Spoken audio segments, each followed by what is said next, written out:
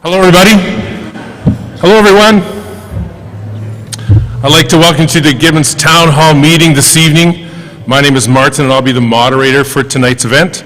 As moderator, I have two goals this evening. First off, I want to do my best to make sure we can get as many questions asked and answered as time will allow. And secondly, I'd like to make sure the first goal is met with fairness, equalness, and respectfulness. Now, to this point, I'd like to point out, in case you're unaware, that I am not, nor have ever been, an employee of the town. And further to that, I am not, nor have I ever been, a resident of the town. I am simply an objective person who has no skin in this game, so I was asked to moderate. I am a Sturgeon County resident. I spent most of my life in the area, and I'm here for the same reason that I'm sure many of you are here. I'm passionate about the community of Gibbons. I want to see it flourish and succeed. Gibbons has given me much, and I like the opportunity to give back when I can. If you're wondering how long I've been around, my mother has a picture of me on my daddy's tractor on the fender because we didn't care about security back then. And in the background, you can see Main Street, and it is not paved. So I'm not older than dirt, but apparently I'm older than pavement. So I've been around for a while, and I'm passionate about being here. So I want to see it succeed, so I volunteered my time tonight. We're going to begin this evening by having our acting mayor, Dale Yushishin, introduce the members of council and the town administration staff that are in attendance. Over to you, Mr. Mayor. Thank you, Martin. So firstly, as any one of us are up here talking, stand up. All right. Yeah, if any of us are talking into the microphones and you can't hear us, just give us a wave, and we've got a sound person over on the side that can make sure you can hear us. So firstly, to introduce council, on the far left, we've got Lorraine Berry, then Amber Harris, Willis Kozak, Jay Malonte, and Norm Sandall. And again, I'm Dale Yushishin. On the administration side of things, at the far end, we've got Tara Patterson, who is finance manager. We've got Mitchell Prishko, cool, who is our finance officer. We have Laura Schmidt, who is our manager of family community support services. We have Eric Lowe, who's our interim CAO, and then Chris Pino, who is our recording secretary, among many other things. So thank you. All right, Martin. So before we get to questions, we want to point out this is the first time the town has done it. So we're going to kind of have a feel process as we go. But we do have a format to get us started. First, we're going to alternate between pre-submitted questions and questions from the floor. We'll start on the pre-submitted ones just to get it rolling. Our plan is to alternate in half-hour increments. But as I said, we're willing to be flexible and see how the evening goes. Pre-submitted questions will be consolidated and paraphrased for expediency. That will be done by me. Some of them have some narrative or some repetition or some information that isn't prudent to their question. There are other people in attendance, staff and council, that have copies of the questions, so if they feel that I didn't paraphrase correctly, they will make sure that it gets addressed. As well, some of the submissions have several questions within them, and again, we want to make sure everyone gets a chance. So we may not, if you think we've gotten to your submission, ask all your questions. We will rotate through. I'll have more information on that as we go along. When we do get to asking questions from the floor, you will be limited to 2 minutes to ask your question. If you're exceeding your time, I'll let you know to wrap up your thoughts, okay? We want to make sure we can do the best to ensure that everyone gets a chance to participate.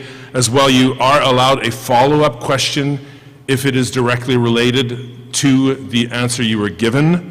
If you have another question, a second or a third that you want to ask from the floor, you'll have to re-enter the queue to do so. There are 2 reasons why your questions may not be answered this evening. First of all, there may be some questions that cannot be answered due to privacy legislation, and the answer you receive will indicate as such. I understand that this type of answer may not be appreciated, but privacy legislation, simply must be followed. So that may be the answer you're given. The other reason that the answer may not be given is because the council or our town may actually not know. It may need to be looked into. Council then will look into this and post the answer, which leads to my next point. Our evening is slated to end at 10 p.m. We're going to take a break from 8:15 to 8:30. We'll see how the evening is progressing. All right. If you are here and you don't get a chance to answer your question, there is a form on the website that was put out for pre-submitted questions, and that is going to stay open and will be decommissioned on Monday morning. So if you don't get a chance to ask your question tonight, that will still be open and those questions will be answered. All questions from this evening and their answers will be posted on the town's website in the coming days. This will include any pre-submitted questions that we don't get to tonight, as well as any that are submitted after this evening. So you can look to the town website. That will be in the coming days to post those, and again, that link will stay open and be decommissioned on Monday morning of this coming week. A note as well, please silence your cell phones so we can proceed on the evening unencumbered. And we should point out emergency exits, in case you're familiar, are all around the room. Okay? Let's get started with our first question. It was submitted early. It is in regards to the post office message board. The question is in that regard. Why did we replace the old board for something that looks the same? Some further to that, just in general. The company that did the replacement, which was it? Was it put out to tender? How was the price decided and such? And also one at the end is, was there a personal relationship with anyone on the council or town staff with the company that was awarded the job? Thank you, Martin. First, before I forget again, thank you all for coming. I really want to thank all of you for this great turnout here, as well as those that might be watching online. I'm really happy to see this many people. Okay, so the post office message board. I won't be able to answer all of it. I'm definitely going to have to seek administration help on some of this. But I do know, well, I agree, $30,000 seems like an awful lot of money for that message board. We actually, as a town, didn't pay for a dime of it. It was 100% grant funded.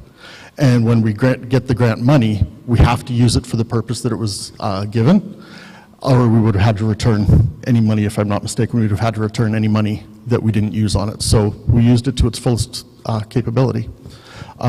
Is anybody on administration able to answer some of the rest of these? Because I don't know the company.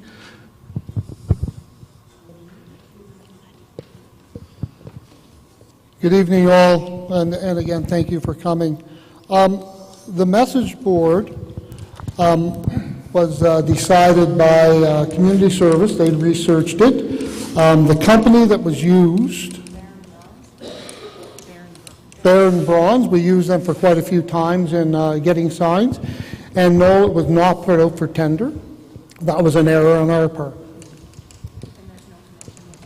And no town staff or anybody has anything to do with Baron Bronze. Okay, thank you. The next question is in regards to RTMs on lots in Gibbons. What are the rules surrounding the allowance of RTMs on the lots of Gibbons? And perhaps someone could explain what RTMs on lots on Gibbons is. And then basically, who decides that? Is it the town that decides or the developer? And also, and follow up to that, is there notice given to the neighboring residents stating the intended development for the lot? So I am with you, Martin. I'm going to need somebody to explain what an RTM stands for. Ready to move. Ready to move is what was said. So would that be, I'm going to make an assumption here, kind of like a modular type home being moved into place? That would be correct? Yeah, that's what it is. Okay. So, again, I'm going to have to kind of get some confirmation from administration on this, but due to land use bylaws, we have zoned areas which allow for certain type of housing. I would make the assumption that the location that this person is asking about is probably likely zoned for one of these modular houses. I can carry on with that. So a ready to move is a constructed method describing a home built off-site and moved to location. So we see modular homes all over the place. The house in question is a single-family dwelling, which is a permitted use within the R1C district. So there is no adjacent landowner notification required. And I got this from our planning and development officer this afternoon. That's where that one ended up. Thank you. Thank you. Our next one is in regards to the arena.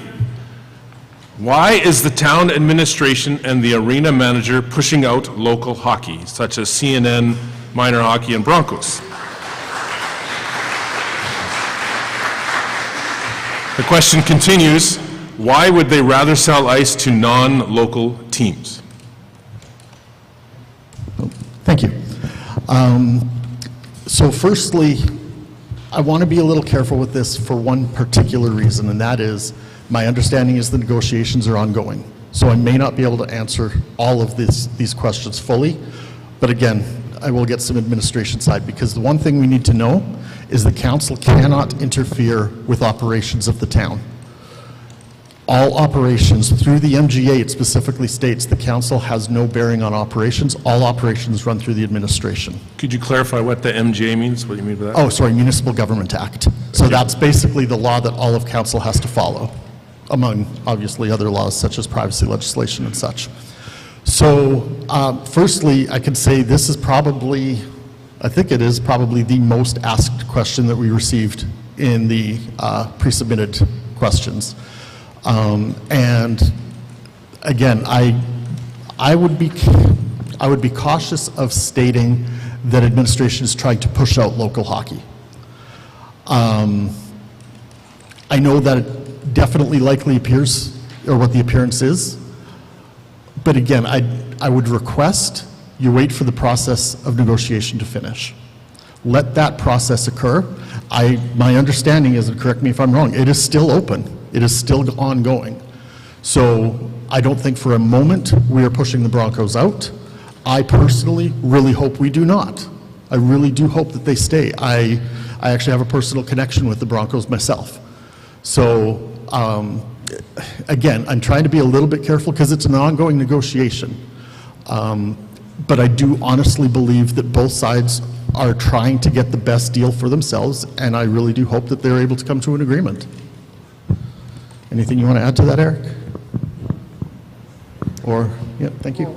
I just want to say that in community services that the town of Gibbons values and supports the arena and their users, including all our local groups. And it's our job to kind of find that balance of fair and balanced as possible.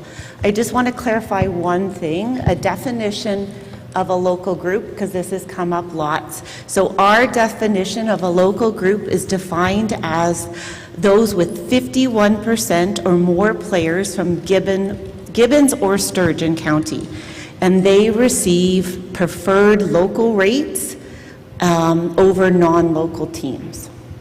That's who we start with, and then once those contract negotiations are completed, then it goes out to non-local teams. But priority is always given to our local teams first.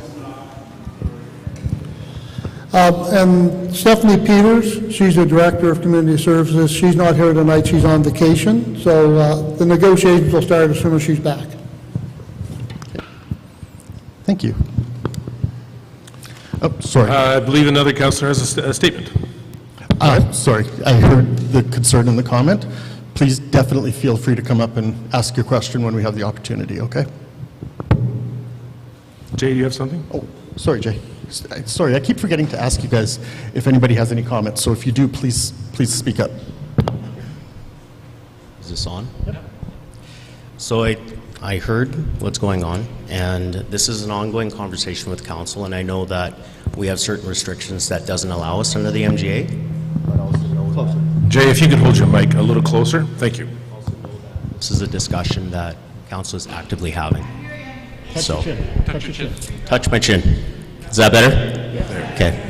Letting you know that this is an active conversation with council. We are restricted by MGA on what we're allowed to do so that we're not interfering with administration operations, but it is an active conversation we're having.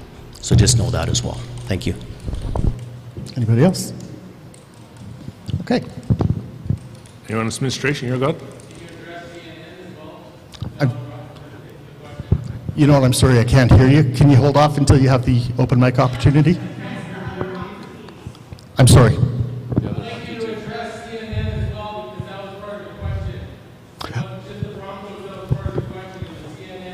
Good clarification, thank you. Thank you. I'll be honest, I don't know a lot about the CNN situation. Is anybody on administration able to comment yet? No, we don't know about CNN. That'll have to be answered by Ms. Peters when she returns. Okay, so let me be clear again. Any question that we can't answer tonight, we will answer in a package of all of the questions that we received online, all of the questions that we receive here tonight, and all questions that we receive after tonight through Monday morning. 100% of these questions are going to be documented, and the answers are going to be documented in a package that is open to the public to receive. Okay? Were these pre-submitted? This one was. This one was pre-submitted. And that's a fair question. That is a fair question. I unfortunately don't know. I'll be honest, for me, myself, when I read it, my focus was the Broncos because that's the hot topic currently. That's the one I knew about.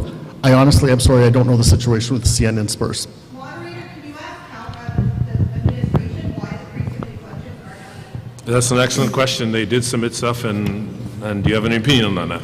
The questions were submitted, and Ms. Peters' vacation was already booked, and the week before she went on vacation, she was home because she had a sick child.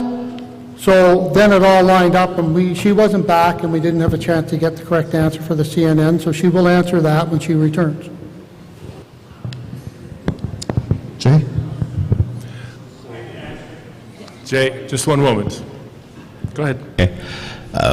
When I said ongoing conversations are going to be had with council, I wasn't speaking just about Broncos. It also included CNN. What was in this paper is what we're having discussions about. So I was involved with concerns that I had about CNN when I was running for the first time and the second time, and it's not going to change with me. So again, these conversations will be actively had with council, and I'll be part of that. Thank you. I do want to point out my point here, or my goal here is to be objective. I'm sure it's no surprise to anybody that, hockey is very passionate in our town. And I was a hockey parent as well. And, I want to represent both sides to basically say, as they said, we need more answer here. That's pretty obvious. And there's more questions in our package about this. And so to say we need more answer is really all we can say at this point, it would appear. But definitely more should be expected. And there's no reason why we can't, as taxpayers in any capacity, hold people to account for that. So we should expect more. I think that's fair to say, right? As it just so happens, we're going to skip one because it is in relation to this as well. So if you have your package, we're going to go skip a page because the next one is similar topic but a little more specific. How involved is council with the Gibbons Arena? And I believe you already mentioned that that's an administration point.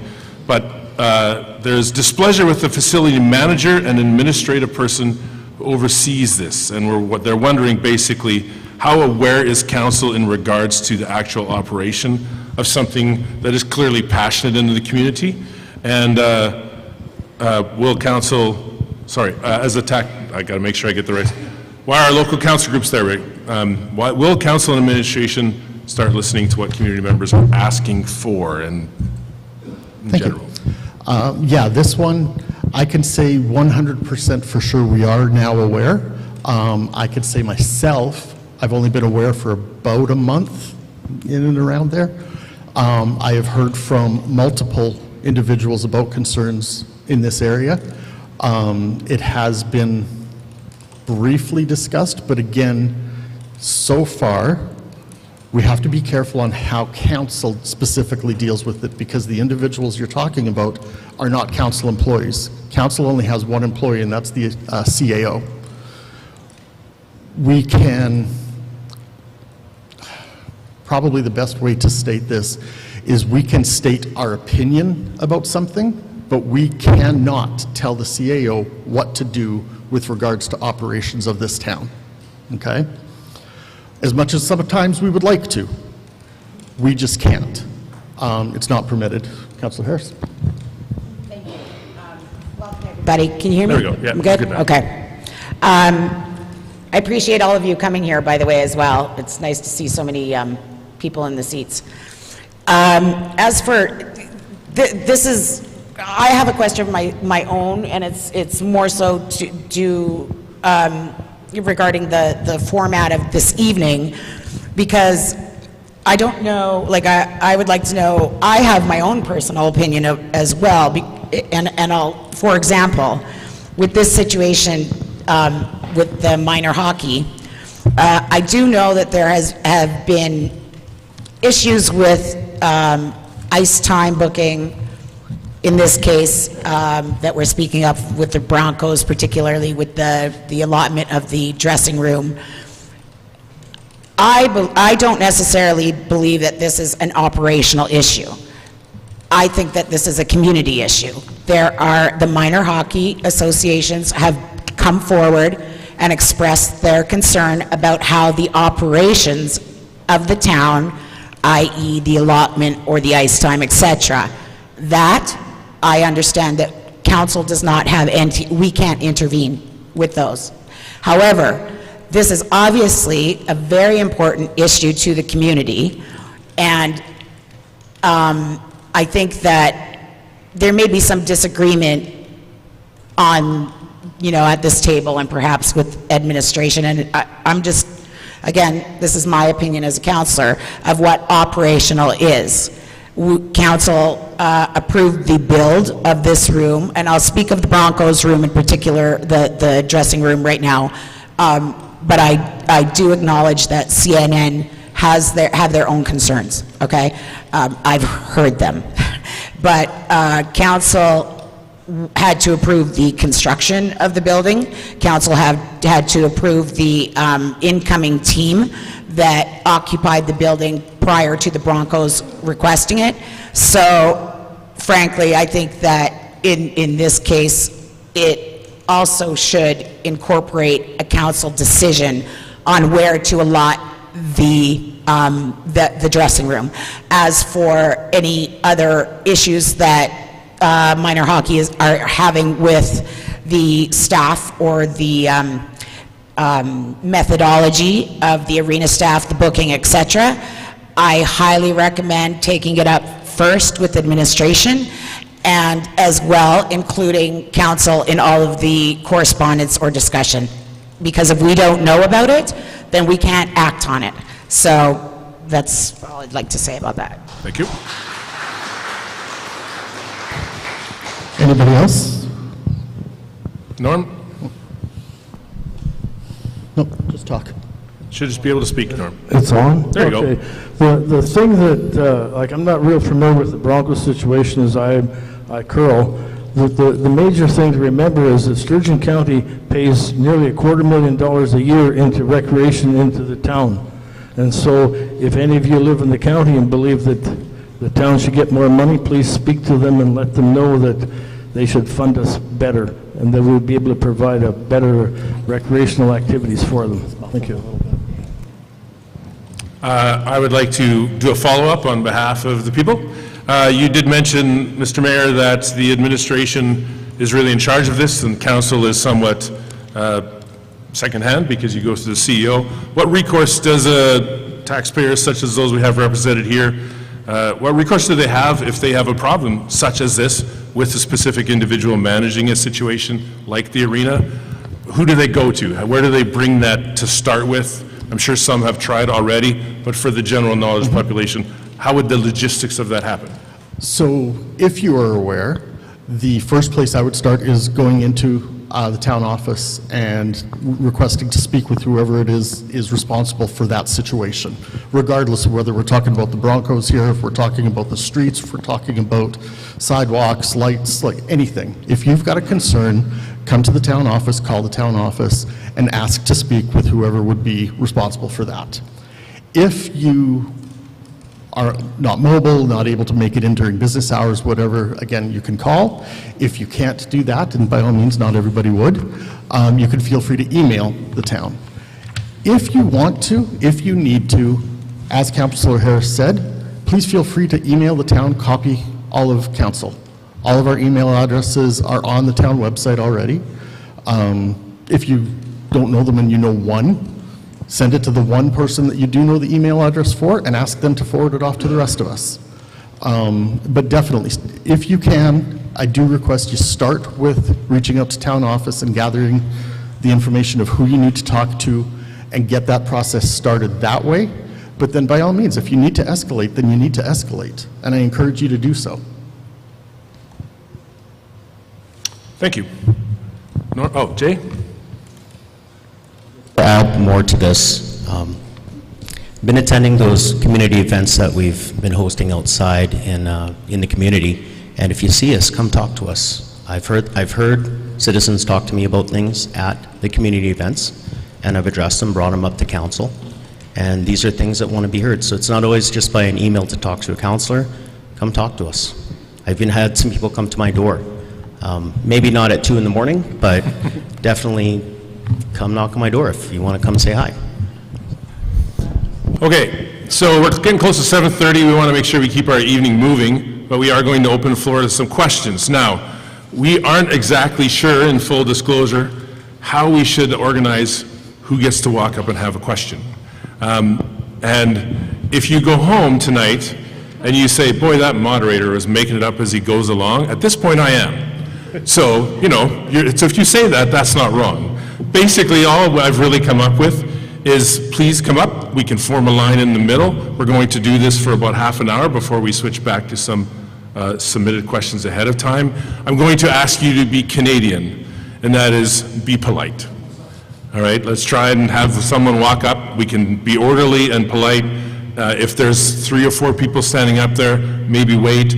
As we mentioned already, there will be an availability to submit questions if you don't get a chance to walk up and ask yours. Whoever wants to go first, please stand up and walk to the side. There's someone who took advantage of sitting in the front row.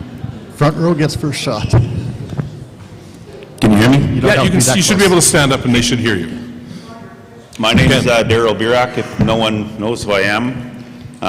First off, I'd like to thank the town for holding this meeting. And in true transparency, I'd also like to say that I am the one who put all of the letters in the mailbox for everyone because I didn't think the town was advertising it in the way it should have.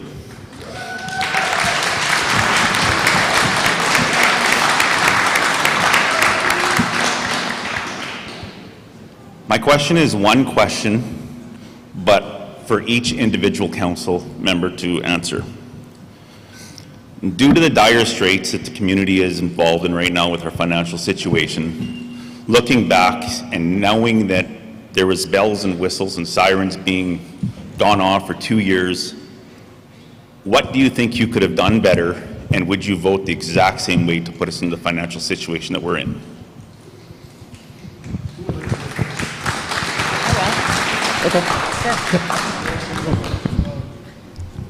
Is it working? Oh, here we go. As a councillor, I've tried to be as financially responsible as possible, and I did vote against those trees and stuff that were presented by a private individual and paid for by the town.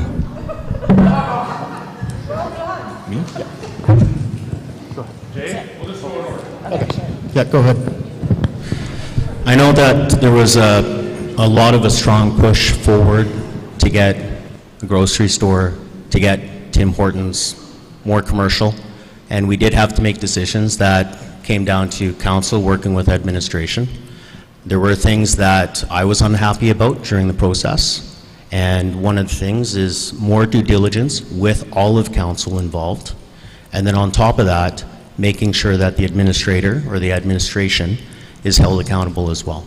So that's part of the piece, and one of the things is when we're trying to be industrious to build the town with more commercial, to get commercial taxes, all of those pieces, that came at a cost. And we are being responsible with that cost as we're dealing with it now. And in hindsight, we have to move forward. And the strategic goal of council or the new council moving forward, these are the things that have to come in after hindsight.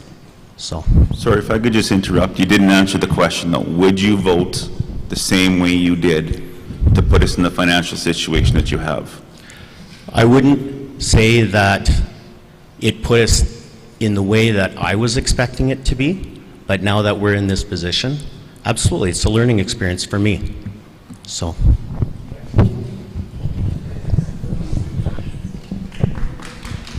I'd have to say it'd be a 50-50 on how I'd vote on it. With knowing, or with what we have now with that whole South End common with the grocery store and the rest of the businesses that are there, with the extra tax base that is also provided with that. The only regret with the whole thing was not researching it out fully to understand what was all involved with it. But if I was to re-vote again, I'd vote yes on it. It's a good question, it really is. And it's a tough question. I could say I'm probably much along the same lines as Councillor Kozak in that I believe every one of us on this board here have a responsibility of where we're at to some degree. Some different than others, so be it, but every one of us, I believe, has a fault that has gone on over this past 4 years. Sorry, speak for 3 years. yourself. I said I believe, not that you are, No. but I believe that every one of us on this board has some fault here. Then, my biggest fault was unfortunately too much trust in our administration. I'm new to this, I'm learning this, and I've learned the hard way that while there's trust that is needed, I put too much into that. I needed, as Councillor Kozak said, to research more, to ask better questions, to really just be better prepared when we're hitting something like this. But it really is hard to say that I'd say no to everything because of where we're at with that tax base now. We were able to keep it to a 1% increase for the residents this year because of that new tax base, as well as the increased assessments of your homes. The increased assessments of your homes, yes, unfortunately, it did cause you to increase your taxes as well, but we tried to keep that as low as possible with that 1%, as opposed to some of the others around the area that are 3 to 5 to 6%.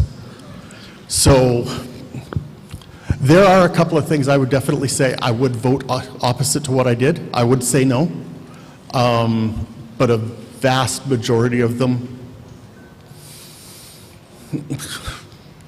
a majority, maybe not a vast majority, but a majority of them, I would have continued on as we did. May I call you Daryl? You'll have to give me a moment, ladies and gentlemen, to think about how I'm going to formulate my answer to this question. Because I'm sure most of you know that I have been on council this is my 12th year. And I'm fairly certain that many of you have been made aware of my objection to much of what has been going on for this last term. And I can assure you that all of the information that I have, all of the documentation, all of the legislation that council and administration are governed by, has been shared with my fellow council as well as administration. And so to suggest that I'm going to say I have no fault in what's going on. I have been screaming from the rooftops about what's been going on. I have voted against everything financial-wise that I believe would have put our town in any type of peril. And so, Daryl, your question was, would I vote the same way again? Damn rights I would. Damn rights. And I'm sorry if it means that we didn't get a grocery store as quickly as we did, but we did it the right way, and our town was financially stable. Then, so we wait another couple years, big deal. But where we're at right now, nope, I would have voted every single time the exact same way.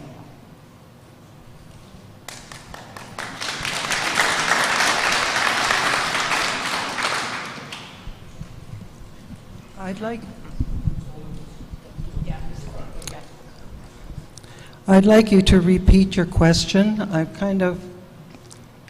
I've lost my thought process during everyone's answer, so could you repeat your question, please?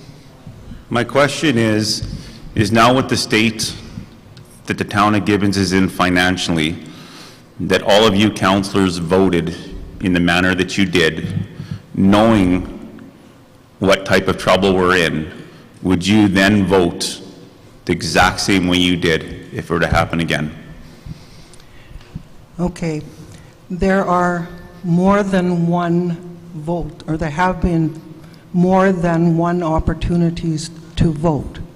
If I had to vote again for the development of Heartland Station, I would absolutely vote yes. There are other areas that I would, in hindsight, possibly have not voted yes. Our former CAO was, and probably still is, a very thoughtful, creative man. Sorry. However, having said that, his visions were very grandiose, and I fully believe that he got carried away with them, put the cart before the horse, and as a result spent money that we don't have. And that is why we are where we are. Having said all of that, we have to move forward. We can't go back and change his actions. We have to move forward. And I think we are doing a really good job of moving forward. I congratulate our interim CAO and the staff for all of the work that they are currently doing to put our house in order. So yes, I would vote yes to Heartland Station, probably no to some of the other votes that were taken. I had one other thought, but it's kind of gone away. So I'll leave it at that. Darrell, thank you for your question. Thank you. Remember Darrell Burak in election time.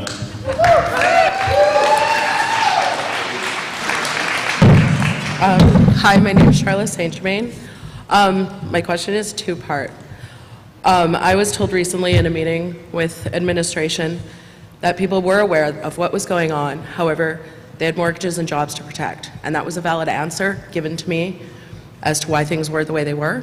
And I want to know if council thinks that's an acceptable answer, as well as whether you believe that you all have a fiduciary duty of care to the citizens of Gibbons, or not. I'm sorry. I'm going to need you to repeat it. I didn't hear all of what you asked. Could you repeat the second part of your question? Yeah. Yes. So I want to know if administration and council think that just because people were trying to protect their jobs, they didn't speak out, they have bills and mortgages to pay, is that an acceptable answer for the state that we're in? And do you not feel that you all have fiduciary duty as well as duty of care to the citizens of Gibbons? Sure. Go ahead. I'm sorry. What was, your name was? Charlotte St. Germain. Charlotte is fine? Yes, thank you. Charlotte, can I ask you what the question you asked was in order to get that answer? Does that make sense? Yeah, so in order to get that answer, I asked if people were aware of what the former CAO was doing, that the power was given away to him by council. Were people aware of what was happening and how bad our financial situation was? And I was told yes. And then they told me that we have mortgages and jobs and bills to pay. It's easy for me, an outsider, to look in and judge. And I want to know if that's an acceptable answer for the administration that is in care of our town. Thanks, Charlotte. I just asked Acting Mayor Utition if I could sort of answer this one or start anyways. So for those of folks who aren't aware how municipal governance works, I'll explain it in the hierarchy of insofar as administration council, that type of thing. If you picture an hourglass, council would typically be at the top. There was mention here that the CAO is the only employee of council, which would be the center of an hourglass, and then administration would be on the bottom of the hourglass. Make sense so far? So, having said that, it is not customary for an employee to go over the CAO's head directly to council. It's not customary. However, I think in a situation like the question that you'd asked about, which, by the way, is why I brought forward the motion for the whistleblower policy.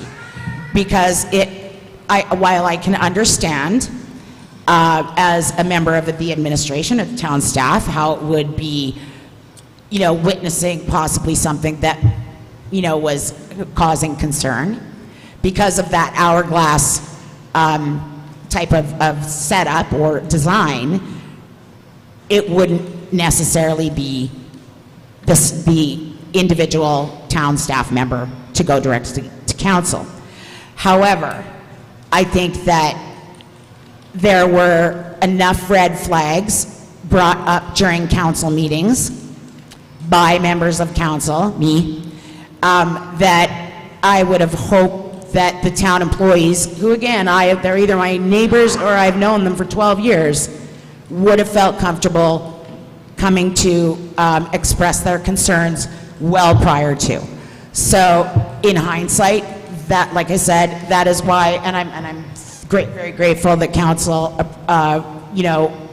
joined me in approving the whistleblower policy, which is, in essence, would allow a town staff member to contact a member of council directly, especially in a case of a financial, potential financial issue. Yes. Excuse me, I hate to interrupt. However, I have brought forth an issue. I've tried repeatedly to try and present on the short-term mortgage borrowing bylaw number ALT 1-25, which is against the MGA. The minister did not approve it. It's above our debt limit. I have spoken with contacts in municipal affairs, and so at this point, it is an illegal bylaw, and council and administration, the voting members who voted for it, are responsible for that $2.5 million. Are council and administration willing to go to arbitration with the citizens of Gibbons to work out a payment plan to pay back that $2.5 million?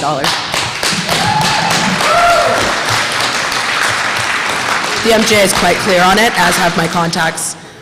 Our other option is Court of King's Bench. So I can't say without question, the municipal government is well aware of that loan, is well aware that we are over our debt limit. At the time we took the loan, we weren't aware that we were over our debt limit at that time. Ignorance of the law is no excuse for not knowing. I'm not disagreeing. I'm not disagreeing. Sorry, I'm trying to be respectful, but this is $2.5 million. I have asked repeatedly. I've created PowerPoints. I followed the rules, and I was denied to speak at council and present my PowerPoint presentation. Okay. I'm going to I interrupt wanted at to this make sure point. everybody was aware of what they were getting into. I'm going Sorry. to, actually, I have 2 points. First off, could you take your cup off? Oh, sorry. Because every time it bangs, it makes Sorry. noise. I'm nervous. Thank you. Secondly, you have asked a couple questions, Sorry. so answer this I one. We apologize. want to make sure everyone gets a Thank you. chance.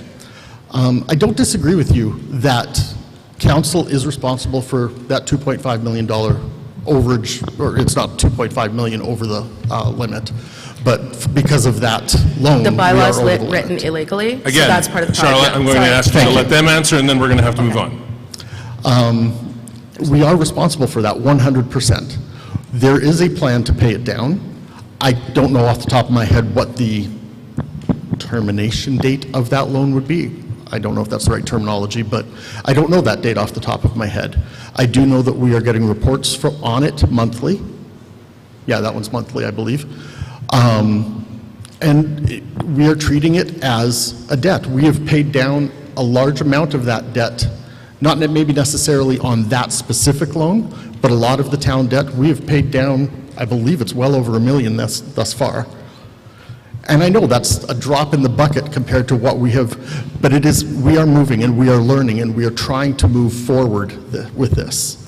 Okay. I can see on your I'll face you email you. disagree, and that's okay. Charlotte, I also point out that that question that you've referenced I know it's in the pre-submitted questions. Perfect. So that will be posted with the rest of the answers. Thank you for your question. Thank you, sorry.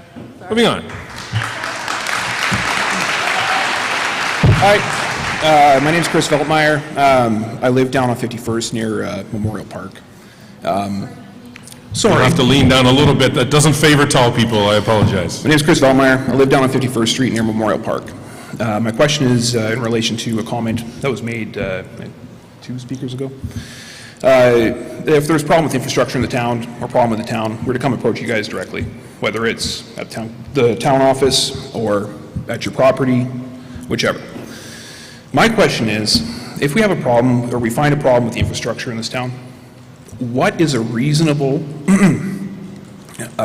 time frame for us to expect for these issues to be addressed? If we're reporting problems with playgrounds, with curbs, verges, broken asphalt next to drains, you name it, anything, doesn't matter what it is.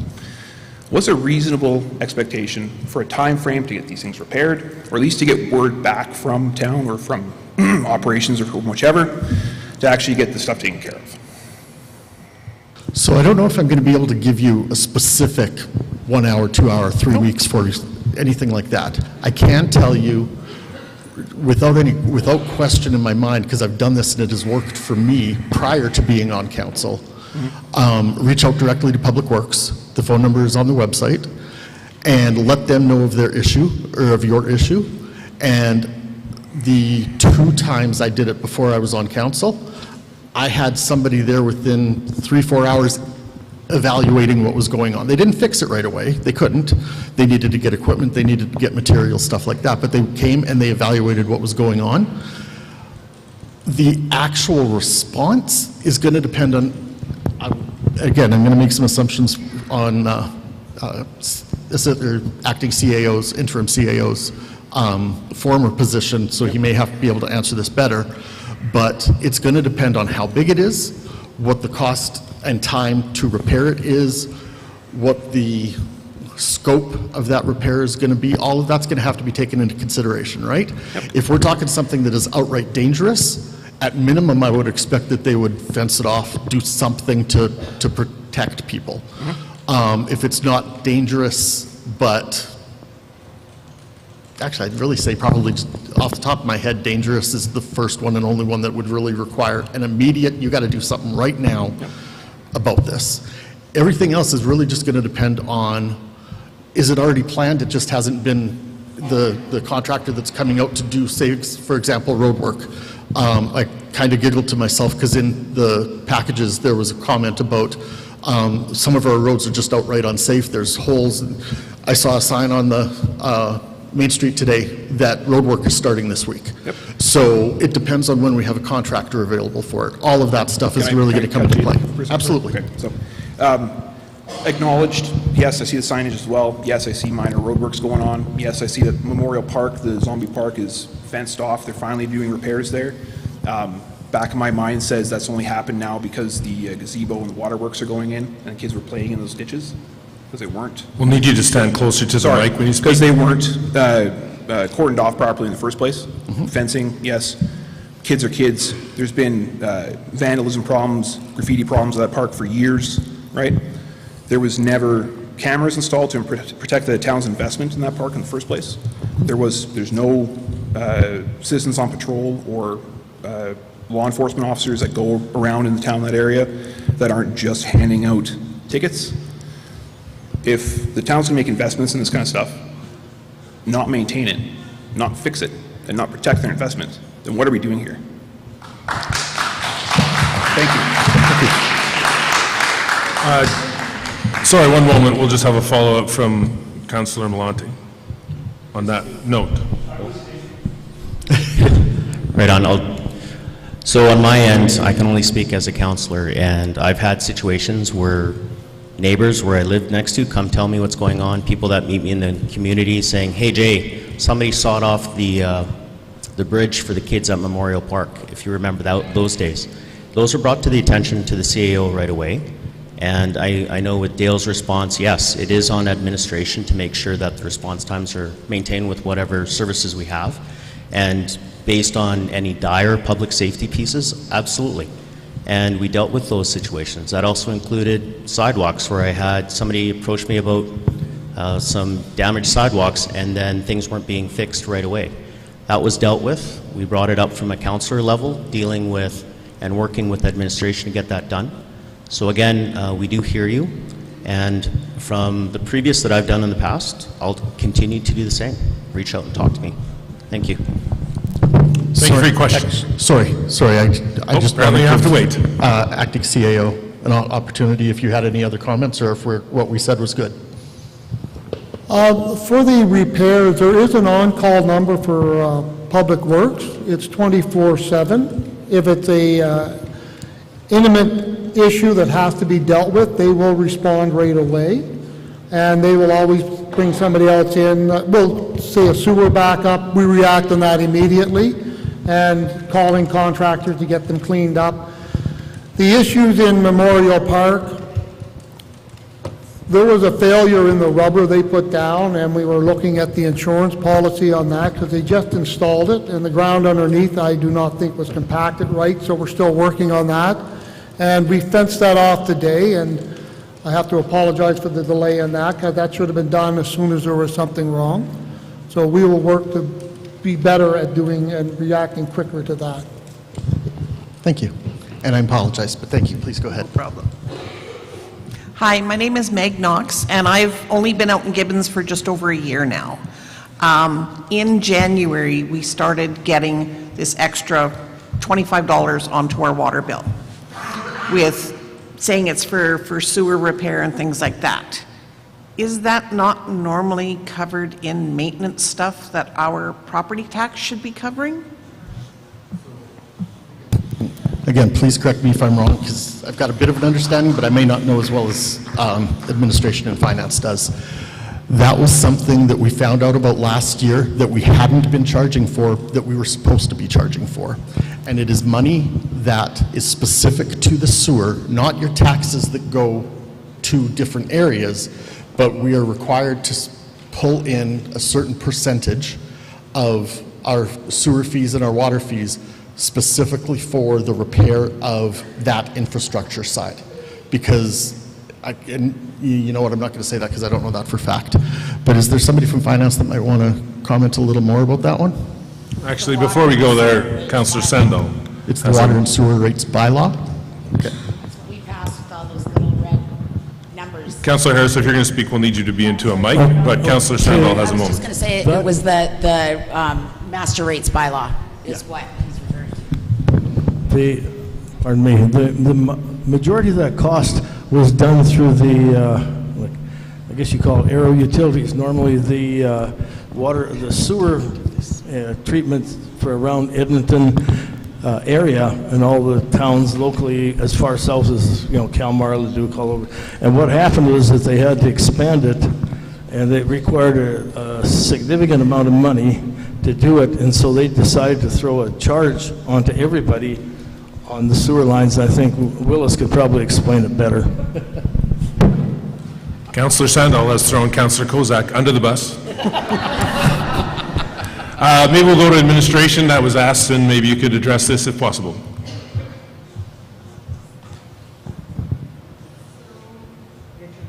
That one you have to turn on. Sorry about that. You have to push a button. So yes, That one works well. the infrastructure charge did go on starting Hold it a little closer. There you go. January, so it is for sewer and water services. So our municipal rates by law, we have to ensure that what we pay for sewer and water is recouped back the same. So it has to be like almost like an in and an out. The increase to the infrastructure from, I want to say why it was put on is because we have to do some repairs, especially to our sewer and water. So for the water, for instance, this week, 3 new fire hydrants are putting in place. So that cost, that new charge onto your utility bills will be covering the cost of that. I think we are in the works at looking at upgrading some of the sewer lining. So then that's where the extra cost will go to help cover the cost of this sewer lining that has to be put in place. So that's why those charges were put on. So it could have been put in as an operations, as a line item in operations. We could have done it that way. I feel like it was another way to be more transparent with our residents by putting that extra line item onto your utility bill, so then you're able to see the water and sewer charge rather than being just put into the budget line item in the operating budget. Do you And follow? why we weren't told about it, you know, there was a notification on the December bill, and that was the only heads up we got. You're looking for more explanation or information at the time, is that your question? Yeah, if we had more information, it would make more sense. But for me, as a single person with one income, that added 25% to my water bill.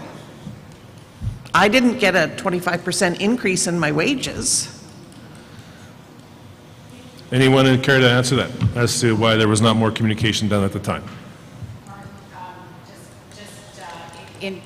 This was discussed when the bylaw was first presented by Mr. O'Malley, the former CAO, and it had been discussed a couple of times. Perhaps administration can go back and look at the actual video of that, the live stream of that meeting, or those meetings, and because I disagree with some of what's been said up here. I don't think that council was, I think there might be omitting information for council. Okay. And, you know, so we're supposed to ask questions until we feel comfortable enough to vote on it. Okay. So, you know, And as a final follow-up, is this now a forever thing on our bill? the election is in October. We're going to leave that one to over here, because we want to move on. Yeah, just wait, it'll come. There is no time limit on it right now, so there is no end date. Okay. Okay, thank you. Just for expediency's sake, we're going to have you come up. I don't know if you can see the light-up boots, but those are nice. But we were planning a break at 8:15. We'll keep going with questions from the floor if anyone wants to get in line after this until 8:15 at that point, just so you're aware. Go ahead.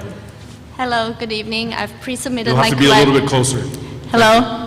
I pre-submitted my question, but we have 99 time soon, so I couldn't wait for the entire session to go through. So I just wanted to make sure that it is put up to the floor, as I haven't received any confirmation from administration after submitting it, if I can submit some follow-up videos. My item is in regards to traffic safety. I live over in Williams Park, and it is nice that we have that flashing light, but there have been few instances where my dash cam caught a few things that have happened in that intersection that I would like to share and make everyone aware of what's going on. And then I've talked to a few residents in that neighborhood, and I've been made aware that we have no speed limits in that entire neighborhood posted. So I started, like, as I'm driving to the day home and back, noticing there's certain speed limits in town where areas are at 30, and then there is, it seems like in Williams Park, there is no exit sign. There's like a lot of traffic safety concerns in that area that it doesn't seem to match with the rest around town, and so I wanted to bring that forward to council and administration to, as the new budget cycle after election will start for next year, to maybe like consider some more line marks on the ground, as well as some like visible traffic, like speed limits and potentially a speed bump. I hate those, but just like observing what is happening right next to that baseball fields of people like rushing to the highway and back, potentially something to consider. Sure. So I just wanted to Anyone bring care that to to address? everyone's attention. And Thank you. That's it. Yeah, firstly, I want to say thank you for letting us know. I got to say personally that I was not aware of that, so any information, videos, pictures, whatever you've got, I'm more than willing to see them. So again, whether you just send them into administration and ask them to forward them to us, or if you've got our emails, please do. Okay, awesome. Thank you so much. Thank you. Anyone care to address the questions that she had about Mr. I Councilor apologize, I Malonte? might not have actually heard the question, I was just hearing. The question was basically traffic concerns within Williams Park. Is anything going to be done? Councilor Oh, Malonte? okay, yeah, then I would say now that we know about them, and we can definitely have some conversations to see what could be done. Councilor Malonte? On top of that, we also have discussions with our bylaw and peace officer services that we contract out to, and definitely want to hear that so we can bring that to them with administration to look at those traffic issues. So certainly, thank you for bringing that up, especially with school coming back, and that ballpark is right behind the school, right? So, thank you. Thank you for your question. Good evening, ladies and gentlemen. Not quite so close. Not quite so close. Yeah. Thank you very much again for holding up this, sort of little get-together, and so that we can address concerns. My concern for council and administration staff, compared to the lady that was number 2 speaker here, I have been to the town office on numerous occasions. We actually had a raffle that's wound up getting the food bank, like $2,800 a couple of years ago. So I am an active. I'm not from Gibbons. I live in Gibbons, originally from St. John, New Brunswick. And, yeah, there we go. So anyway, I've been outspoken, but I also, and I hope that the folks that are over here and on council, most of you know who I am. I did run for the bylaw, and I came in 3rd, but I thanked everybody for their efforts and whoever won, and that's great. That's democracy. Right now, my concern is people who do not live in this area but have an occasion to visit are now categorizing Gibbons as an embarrassment. And they're looking at it and saying that what's happening in this town is that common sense has gone out the door. And I'm not talking finances, I'm talking reality.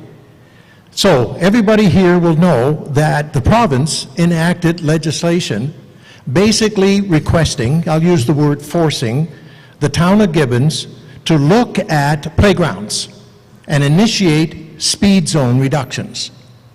And I'll mention one in particular, and that is at the top end of Lunnon and 44th, there is an open field in there. It butts onto the new Heartland expansion project at the housing. Then we've got 30-kilometer speed zone reductions. And if you drive down 47th Street, and if anybody wants to know what that is Shell service station. And if you drive down, which would be south to 44th, you take a left-hand turn onto 44th Avenue. It's the one that has the divided line in between, if anybody's not familiar. And you look up on the light post, and there is a person playing. It's a symbol, and underneath it, it says 30. That's common sense. Okay, you have the right, and we will adhere to that 30-kilometer speed zone. Now, you drive around and you're on Lunnon, again, heading south. Across the road, just as that median is starting, there is another light post Sir, I'll ask you to wrap up your thoughts if you would. and I will, quick. Thank you. Light post that has 30 kilometers on it. So you're kind of in between that playground. My problem is, so far, twice, and I've brought it to the attention of administration, I've had people come in behind me because it's been 40. Common sense. You go out on the highway, when they have a speed reduction, okay, you're going this way to a set of traffic lights, it's 80. On the other side of the road, right across from it, a sign says you can go back up to 100 if that's the speed. What we've got now is one particular situation is Lunnon, you've got a 30-kilometer speed. Sir, you're now at going 3 around. minutes, so we'd ask you to wrap up your question, please. Thank you. Yeah.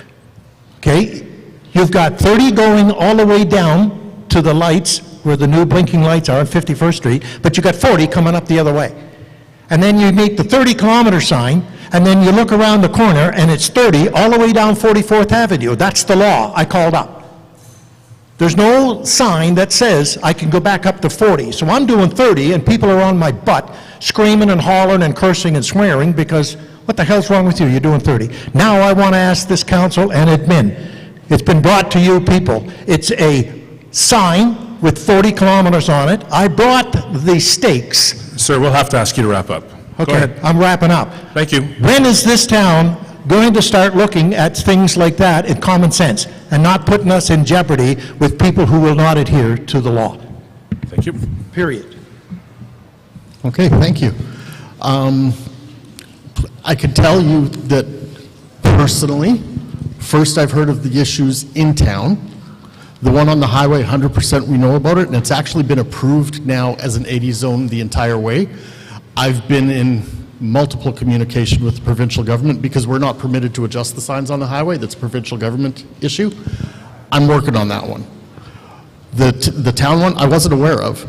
Now that I am, and now that all of council is, I don't know whether administration, it sounds like they were aware, we will make sure that it is addressed in some way. I can't tell you what that's going to be, but I can assure you that we will ask them to ensure it is addressed. I don't know enough about the situation to comment 100% for you, but I can tell you that we will look into this and we will try and find out for you, and we will try and deal with this situation for you. Councillor Harris, do you have something to say?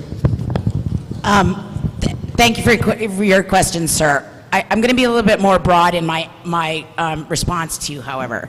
As I look around the folks that are sitting here tonight, I probably, over my 12 years, my 3 terms, have spoken with 30 or 40 of you personally, that I have been contacted by a community member with some sort of issue. And what I often, and what I tell people now is that, for example, if a councillor lives in Williams Park, they may not know about the signs on Lunnon. Or if a councillor lives in, no, just hear me out though, please, sir, okay? So council is not everywhere at every time. But what I think that people forget is that we are representatives of the community. So if you request or have a question for administration, and either you don't get the response, you don't get a response, you don't get a timely enough response, or you don't like the response, then administration is not the end for the residents. If council doesn't know, then we can't do anything about it.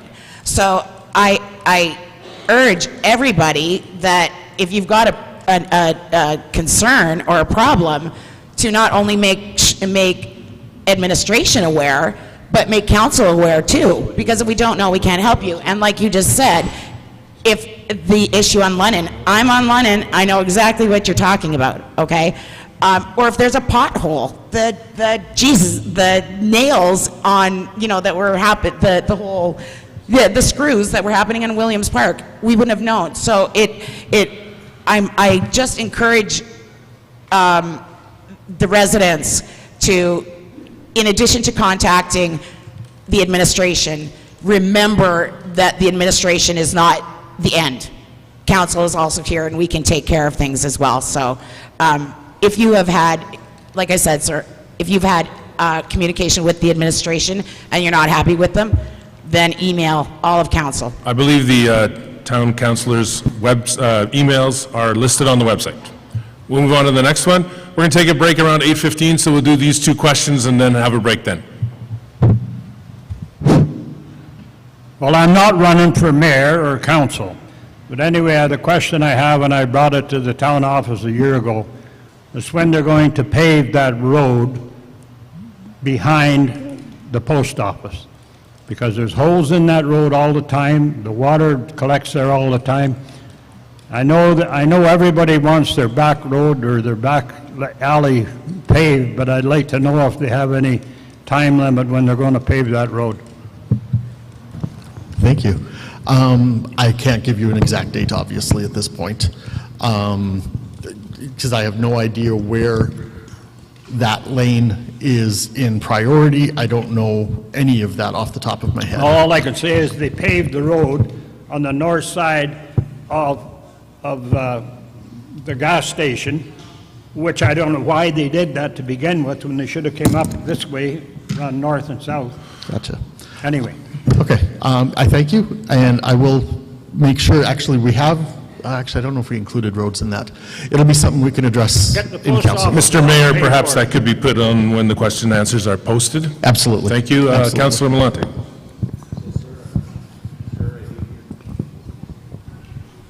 Test 1, 2, 3.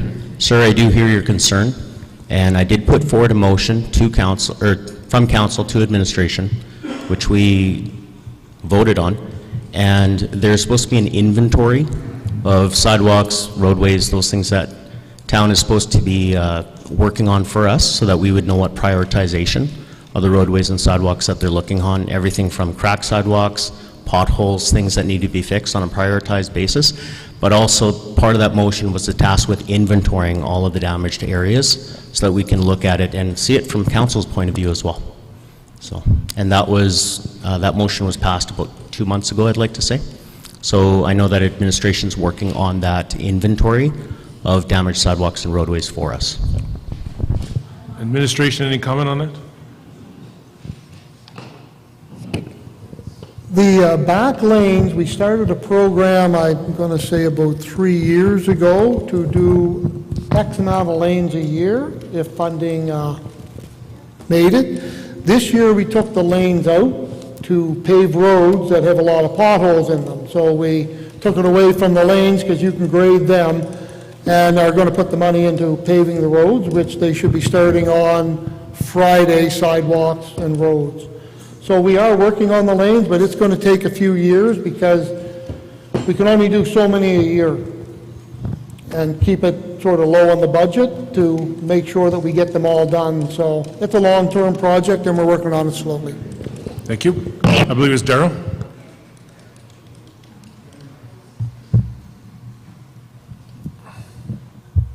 Again, my name's Darrell Burak. This question is going to kind of be a sensitive one, I guess. Financial responsibility is kind of a big topic in the town and with the residents right now. And kind of a follow-up to that first question that I had asked, when we look at that financial situation we're in, the audits that have been going on for the last couple of years were late. So when we have our CFO, so to speak, costing the taxpayers, I think it was $80,000 in late fees, I want to know how administration can, I guess, tell us, all of us taxpayers, how you can then in turn give someone like that a $19 an hour raise while the rest of us are just getting higher bills.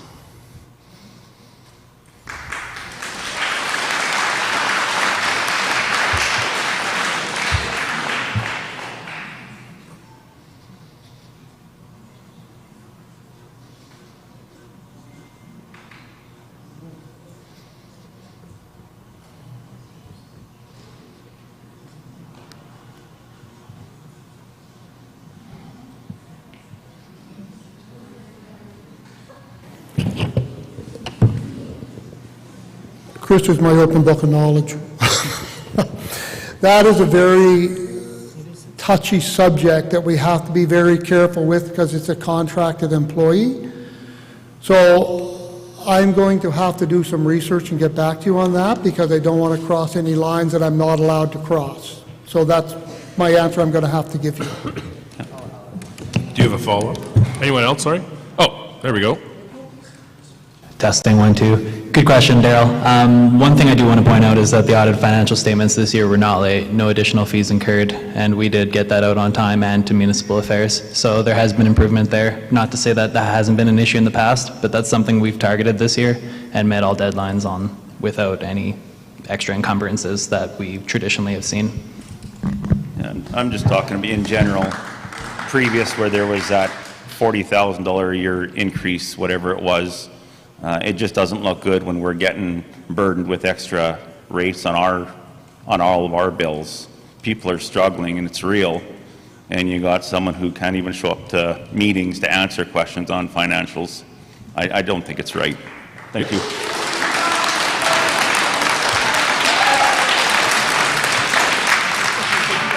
Thank you for your question. We are going to take a break just because we were worried 3 hours could be a bit of a marathon. So it's 8:15 now. We are going to resume no later than 8:30. whether you're in your seats or not. Thank you for your participation thus far.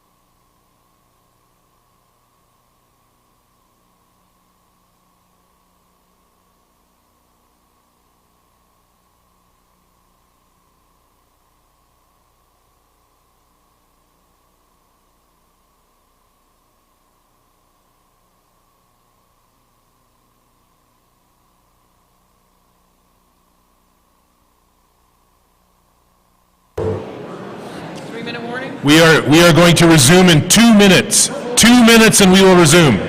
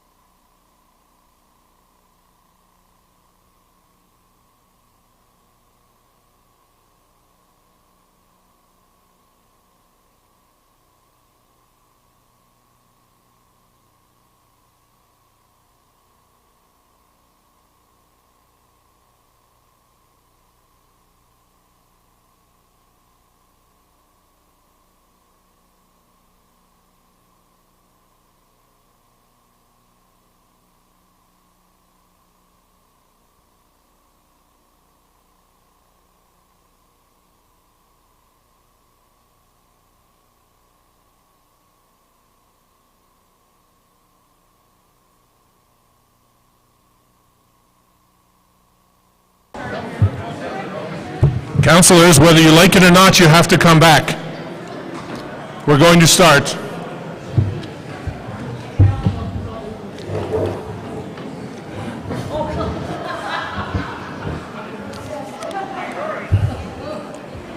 While the councilors are taking your seats, I want to point out, I'm going to read a few of the pre-submitted questions. Just to make sure we get to them, we had several, not repetition questions, but of the same ilk. So we want to make sure we ask a few that many people have asked, and then we will continue on with the questions from the floor. Okay? Obviously, a lot of questions were submitted in regards to finances, so we're going to ask this one. Can you provide a written or verbal explanation of the town's current financial health? Obviously now it would be verbal, including summary of debts, liabilities, cash flow position, and how this reflects on prior and future planning efforts. And I should point out, and this is a very common complaint, that often we get financial reports, and what we really want is just a narrative summation of the administration, because let's face it, reading financial reports can be quite cumbersome. So if you could provide that, that would be helpful. Absolutely. Yeah, there's some questions in here around the finances and that that I really appreciated, in that basically, actually, as Martin just said, we may be seeing and providing publicly information, but it might be more than what you guys need or some of you understand, and that's very honest, because when I first started on council, some of the stuff I saw, I had no idea what I was looking at. But there's actually another submission in here on the finances that actually provided us a sample of what I think it's the town of Boyle, maybe, has for their public to see. And it was wonderful. It was awesome to look at. I understood it immediately. I would assume most of you would as well. So that would be something that I would love to see. I actually spoke to the person about that submitted this question and asked them to actually provide some examples that they've seen or a way that they know it could help or look like. So yeah, I thank them for that question, but I also thank the individual that submitted the town of Boyle example. Finances, there's something that you'd like to comment on? Like I think one here was a verbal explanation of the town's current financial health. I think that probably comes better from you. Checking, 1, 2. Yeah, I saw that narrative question, and I took some time today to write a bit of a narrative for the public here. It's pretty financial illiterate, but I think it's good that everyone hears this. So, the town's current financial health reflects a strategic and a forward-looking approach to growth, infrastructure investment, and long-term fiscal planning. Over the past year, the town has taken bold steps to support new development by maximizing its borrowing capacity to fund critical infrastructure. While this has temporarily tightened the town's cash position, it has also laid the groundwork for future prosperity, evidenced by over 10 million in development permits issued so far this year. The level of investment signals growing interest in the community and a steadily expanding tax base, positioning the town for increased revenues in the near future. Despite the initial strain on liquidity, and that's a measure of how current the assets of Gibbons are readily convertible to cash, the town's overall financial health has improved since the last fiscal year end of 2024. We are seeing a stronger ability to meet debt obligations and a significant increase in cash on hand. As of August 2025, the town's cash balance stands at approximately $878,000, which is a substantial improvement from the $77,000 at December 2024. This improvement supports operations and provides a more stable buffer for unexpected expenditures. Now, from a financial ratio perspective, we've seen continued strengthening. The debt ratio, which measures total liabilities compared to total assets, with a lower number indicating stronger financial standing, has improved slightly from 0.342 in December 2024 to 0.331 in August 2025. This reflects a careful balance of investing in infrastructure while maintaining financial stability. Another ratio, the debt service coverage ratio, which shows the town's ability to cover its debt payments with available revenues with a ratio above 1 considered strong, remains healthy. While it has adjusted slightly from 5.8 to 5.1 over the same period, this still indicates that the town is generating more than 5 times the revenues needed to meet its debt obligations, a clear sign of strength. And most notably, the quick ratio, which measures the town's ability to cover short-term liabilities with its most liquid assets, with a ratio of 1 considered strong, has improved dramatically from 1.12 in December 2024 to 6.8 in August 2025. This indicates a strong short-term financial position given the town's flexibility to respond to immediate needs without financial strain. As of August 2025, the town's liabilities are approximately $6.7 million, up from $16.7 million, up from $16.02 million at the end of 2024. Of this, long-term loans and debentures make up $13.1 million, up from $11.7 million in December. This increase reflects the town's planned and strategic investments in infrastructure to support growth, investments that are already starting to yield returns in the form of development activity and a growing revenue base. To ensure these decisions are sustainable, the town has prepared a detailed operational and capital budgets along with comprehensive cash flow forecasts. These tools guide our spending and investment decisions, ensuring that every dollar spent is aligned with the long-term priorities and fiscal responsibility. In summary, while the town has faced tight cash conditions as a result of its growth-oriented strategy, we're now seeing measurable improvements in liquidity, debt management, and financial capacity. Administration remains confident in the town's financial direction and is committed to maintaining the positive momentum through careful planning and continued fiscal discipline. That was an excellent answer and very thorough. Now what I'm going to ask, okay, get ready, it's still to you. I want you to answer the question in 10 words. Can you provide a verbal explanation of the town's current financial health? We are better than we were last year. Okay, I didn't count how many words that was, but it wasn't 10. Very detailed explanation, and I appreciate that you prepared ahead of time. Mitchell, if I can ask one follow-up just for clarification, if I heard you correctly. At the end of 2024, we were 16.2 or 16.4 million in debt, and this year, currently as of August, we're 16.7? Yeah, we're up to 16.7, up from 16 million at the end of 2024. That was mainly due to the $2.5 million loan that was taken. However, we've done everything in our power to aggressively pay down the lines of credit. That $2.5 million loan, which I'd like to comment, we are planning on paying over a 5-year term. So at 2030, that will be completely extinguished. I know that was something that was mentioned earlier, so I just wanted to add a little input on that. Thank you. Thank you.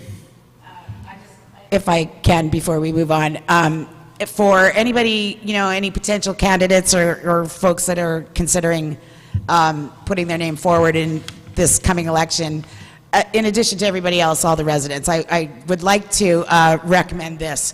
And it's the intricacies of the budgeting is one thing. And Mitchell, you are relatively new to the town, so I'll take that into consideration because you're the head guy right now. You're talking to it. But what I believe should happen for council's sake as well as the residents' sake is we should return to the way that we did, that the budgeting process was conducted in the first place.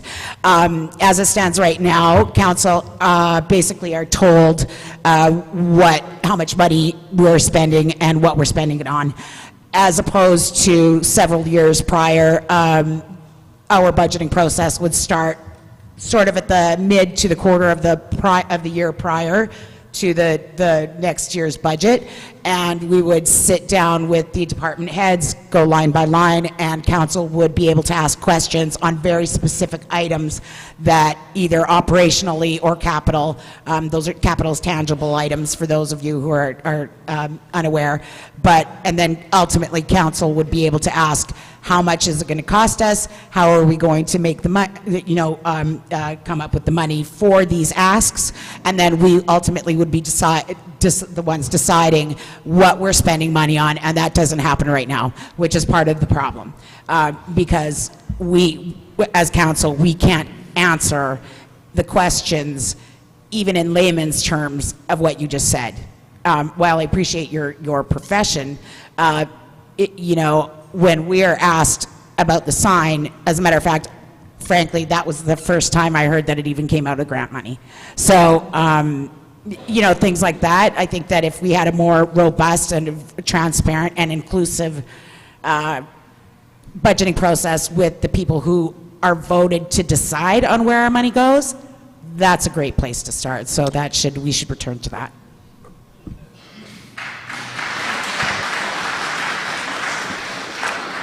Just a quick response. We hear you, Councillor Amber Harris, and I am a part of the budgeting process this year, and we are, as a team, looking at it and how we are going to make sure we include council additionally as it was in the past.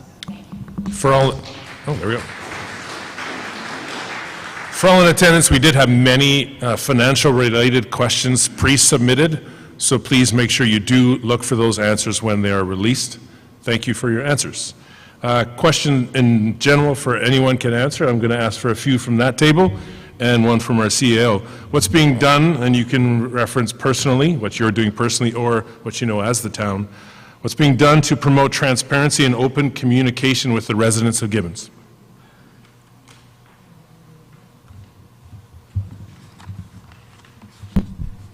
Norm? Okay.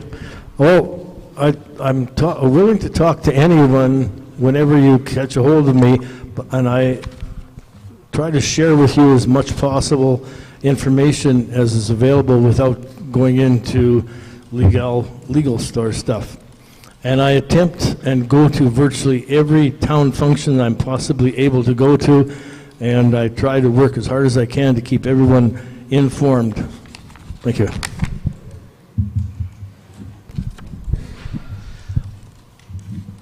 Anyone else from the front? Jay? Yeah.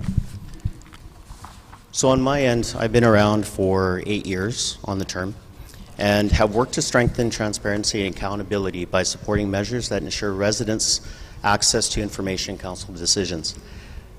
Part of that support is part of live streaming and recording council meetings.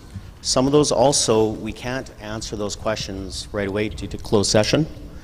Other things I've been involved in is community involvement, part of the committees that we have, part of the community. I've been out in the community trying to listen to everyone's concerns, bringing up to administration. Other things that I look at as well for the heart of good governance is also listening to the people. So it's more than just emails, more than just phone calls. It's actually talking and meeting with everybody for community involvement. And those of you who are in the audience know that I come out to the community and talk to people. So, thank you.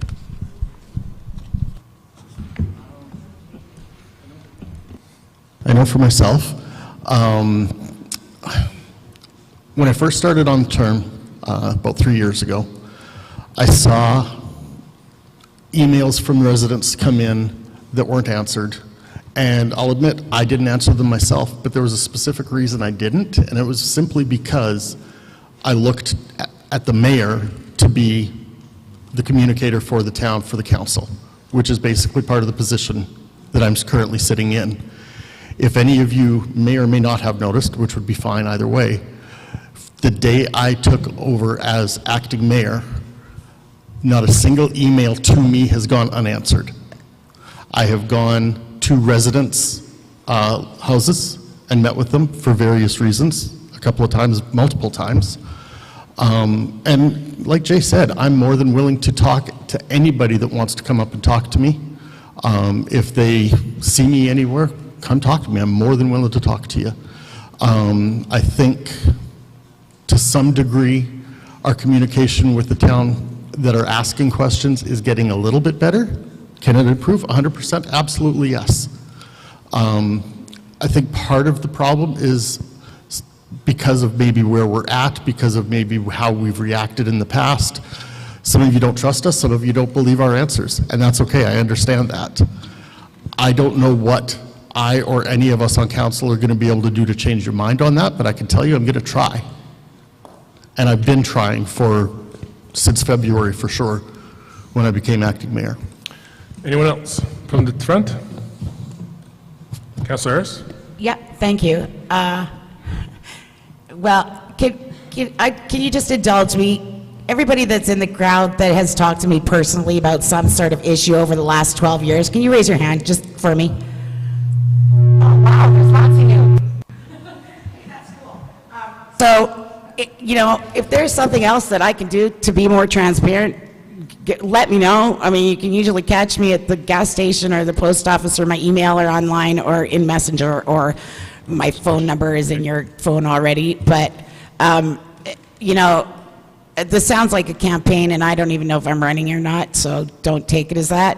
But my opinion of these positions are we are just kind of neighbors of everybody here, and you guys trusted us to make the decisions on your behalf. So I've always taken it very seriously, and I'm proud to see the number of hands that went up. Sorry about that you had issues, but I'm glad that everybody thought that they could communicate. I can't stress enough that I really, really, really need to make a point that council is here for your benefit. So don't ever be afraid to email people or stop somebody at the post office or whatnot, and if we don't find the right answer for you or you're not satisfied, well, there's an election for a reason. So that's all I'm going to say. Thank you, Councilor Harris. We're going to ask this question of the interim. What's that? Oh, I'm sorry. Go ahead. I apologize. Okay, as other council members have said, I am more than willing to talk to anyone who would like to approach me about anything, really, anything that's going on with you or concerning how the town is operating or what the financial situation is. More than willing to talk to you. Having said that, just be aware that there are some limitations to what we as councilors are able to share with you. First of all, things that are discussed in closed session, we're not free to talk about. Things that have become controversial in our council meetings usually are not talked about. Our mayor is the spokesperson for council. Council speaks as one voice, and that voice is the mayor. So I can't contradict what his position is. I can't share divisive information. What I can share with you is what I am allowed to share with you. And what I prefer to share with you always is the good stuff. Maybe I'm a Pollyanna, but I like to share what the town is doing that is for your benefit and just for the overall good reputation of the town. I think our town needs more of a positive, needs to be looked at in a more positive way than it has been over the last little while. So when I talk to people, I talk about Heartland Station, Heartland Meadow, how much money is being brought into our revenue stream by those developments. I talk about the work that community services does, because they do a fantastic job. I'm a former FCSS director, and I always look at them. They provide so many services that enrich our community. So I like to talk about those things, not just the things that maybe are not going as well as you might hope they would. So bottom line, please talk to me. I will share everything that I am able to share with you, and I will absolutely be happy to hear whatever you have to say. So thank you. Thank you. And we're going to ask this acting CEO to address this as well. So, since I've taken over, there's been a curve, a very large learning curve. I'll go with the budget first. Councillor Harris, I agree with you, the line by line, and that will be happening this year. We will be going line by line. My goal is to have the budget ready for council's final approval in December. So that means new council is going to be really busy if we're going meetings to go line by line, because council should be aware of what we are spending as the town. They should be fully aware and approve it, without no doubt. So that's our goal this year. Transparency, we're doing the best we can at council meetings. All the accounts payable, everything on the council agenda is out there. There's certain things we can't produce names with or anything, but that's because of access to information. We're not allowed to do certain things. I usually, if there's something comes up, I will contact all of council and let them know. And especially if it's an emergency or something comes up, I send an email out. There's not too many of that, but if it needs to be done, it's done right away. We have staff meetings every week with leadership to try to keep moving forward on a positive note and going in the right direction. And that's our goal, and as our leadership team, as administration, that's what we're trying to do. Thank you. We have one more question, then we're going to open it to the floor just so you can prepare. I do want to put out a point of order. If you're wondering why it takes a bit with our microphones, we're really trying to minimize the feedback. So we have a sound person over here turning them on and off. But unfortunately, I'm in his way, and I'm not the smallest fella. So he can't see, and he can't see the back of them. So we appreciate your patience with the microphone situation. Last question before we open it to the floor. There was a few of this. I'm going to paraphrase because I'm not exactly sure what the situation is. It is basically surrounding the vacuum truck, the possible purchase, and the services surrounding that. There were several different ways of asking questions regarding that, so I'm going to leave it like that and see if we can get an explanation and maybe some understanding. Absolutely. The first thing I can tell you is where we're at today with the vac truck is not necessarily where we're going to be potentially even in a month or two, because we've been briefed basically that there's some options with the vac truck that are going to be coming forward from finance relatively soon, I believe. I remember reading in some of the questions, how long are we going to be paying for the vac truck? Well, I can't tell you that yet. Firstly, for those of you who don't know what is going on with the vac truck, in the Heartland Station, the infrastructure of sewer was not taken to that location. So it was decided to put in a holding tank. Sorry, I couldn't remember the word. A holding tank. That holding tank gets enough stuff, waste. I was trying to find a good way to say it. Enough waste that it's got to be emptied, I believe, every 2 days now, maybe 3, in and around there. 2 days? Or, sorry, twice a week. 3 times a week, sorry. So, yeah, we are going to have to continue doing that process until we can get the infrastructure to the Heartland Station. How long that's going to be, I have no idea. We are currently have asked the interim CAO to develop a plan on when that could potentially happen. What is the plan for us to get there? I know they are working on that plan. I know that they are working on grants, looking for several grants trying to get us that money to get that infrastructure so that it doesn't even cost the town anything. I don't know what the success rate of that is going to be. None of us can be mind readers on that.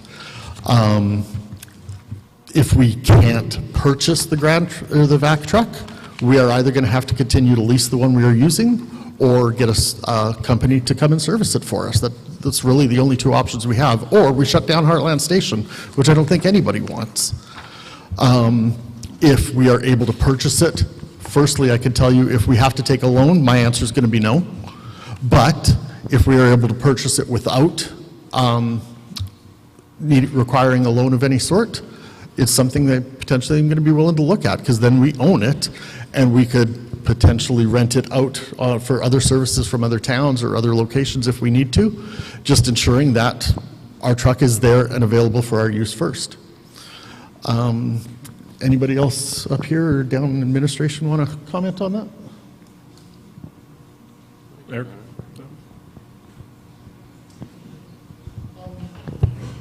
Has you got me on now? Yeah. Okay. The vac truck and the paying it off, we are working on that. I don't know, I'll turn it to Tara to talk a little on this.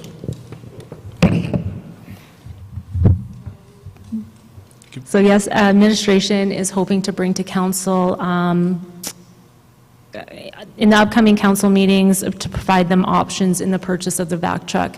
So it won't be taking out a borrowing bylaw to do that. It will hopefully just be with our cash flow. We have been working on that. And to put a date on it, unfortunately, we can't, because we don't know when we're going to get the $9 to $10 million to put in that infrastructure that is going to be required to do that. So, and then we are, as Acting Mayor Eustitian stated, that we are looking at potential grants. And then once our debt limit eventually comes down and that space is there, with the grants and possible availability of debentures, that may be a possibility in the future, but at this time, there's no timeline when that will happen. Okay, thank you. We're going to open the floor. I believe there was one, you were standing earlier in the second row there. Do you want to come up? Okay, the question was answered. Okay, there's someone back there. Come on up.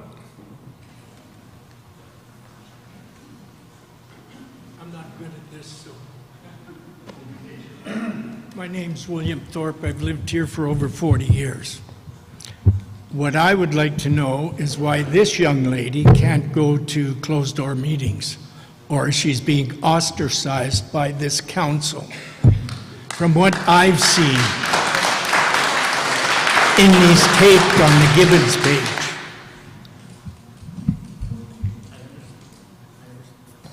I understand the concern. I can tell you from personal experience, I'm not sure you're going to believe me, but I have never been in a meeting that she has not been invited to or that I believed she had been invited to. I have never called a meeting. I have never been called to a meeting with this council that she has not been invited to. Have we, Councillor Kozak and I know each other personally. Have we talked a couple of times? Absolutely we have. But there's not been a single meeting that I am aware of that she was not invited to as part of council. The MLA, I will answer that. I found the invite that included her name on it. I sent that to Councillor Harris myself. So, do I believe she was invited? Yes. Can I guarantee she got that email? Absolutely not. But I believe she was invited. You have a follow-up? I have more questions.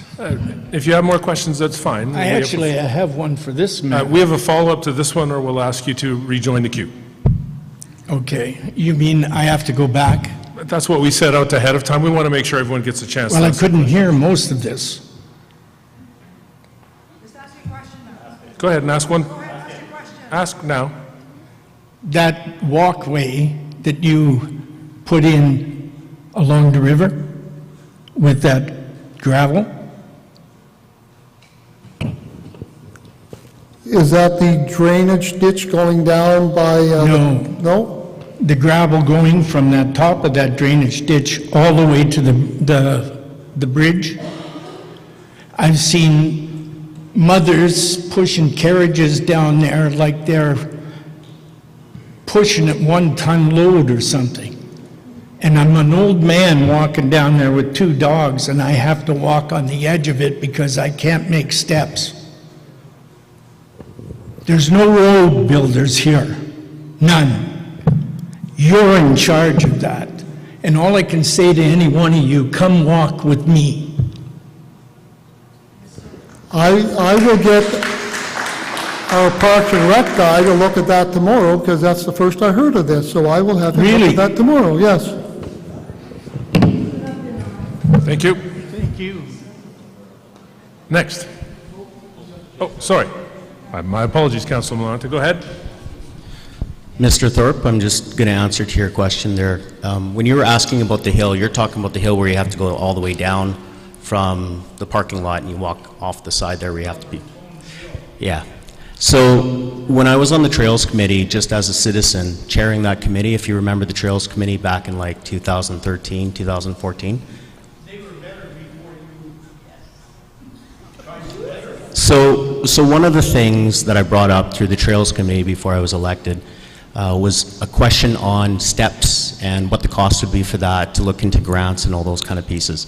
And it was fairly expensive to do the engineering controls on it. And I'm not giving it an O-1 on that. I'm just telling you the history, that we tried to put stairs there at one point to help accessibility to the trails when we were part of an active Trails Committee for the community.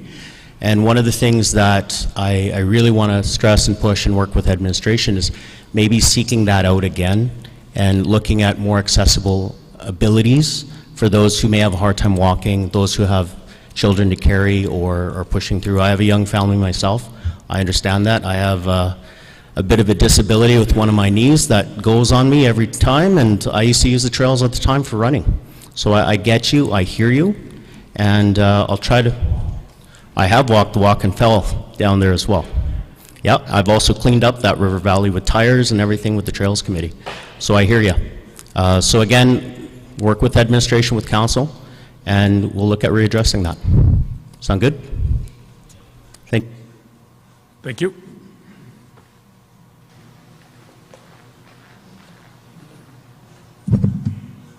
Hi, hello, I'm Neil. I'm wondering if the council has done any preparation work or had any ounce of discussion about a provincial police force, so we aren't caught by the seat of our pants flying, you know, whatever. All you got to tell me is if you had a discussion, or are you planning on having a discussion, or something like that, because the provincial government has no definite timeline on this provincial police force as of now, but the discussion is in place. Yeah, I don't believe we've had one as a council. I do know that I personally have had some very brief discussions with Minister Nally, who's responsible for our area, but it was very brief. It was not a lot of detail in there. It was very introductory, really. I've spoken to a couple of other municipalities at one of the my apologies, I can't remember. Yeah, one of the AB Munis, thank you. The municipality conference for Alberta. We've had some brief discussions there, but nothing really formal. But yeah, I have no doubt that if the provincial government is starting to show some very definite steps towards that, because at this point I don't believe they have, it's still just a discussion. But if they're actually making steps toward that, we'd absolutely have to start talking about that. Well, they're telling me that Alberta has allowed 2,100 RCMP officers, give or take, and we have approximately 1,400 and some in place right now. And they were going to take 650 people from the Sheriff's Department, roughly, to supplement and carry on. So this is a provincial police force coming in. So, like I say, I just wanted to know if you have had some discussion at all. Yeah, absolutely. Thank you. Thank you. If I could just add to what Acting Mayor had, excuse me, just said. Every year, council attends a conference, and it was called the Alberta Urban Municipalities Conference, and it's now has changed names. There's also a rural, association. And these conferences are held usually with this year, it will be after the election, so the new council will be attending it. And it's basically all municipalities throughout Alberta attend these. I would suspect that given the conversation that is, I mean, with everything, with the separation and the RCMP suggestion and the pension, et cetera, I would suspect that at this year's conference that there will be, because not only do council members attend the conference, administrators attend the conference, but also higher levels of government too. So, and we have Q&As with the ministers and whatnot. So I would suspect that that will be addressed at that time as well by the province. Yeah, and also at the most recent, about a month ago, interim CEO Lowe and I went to one of these conferences for the Alberta municipalities. And again, it was discussed there, but very high level, very introductory, nothing really detailed yet.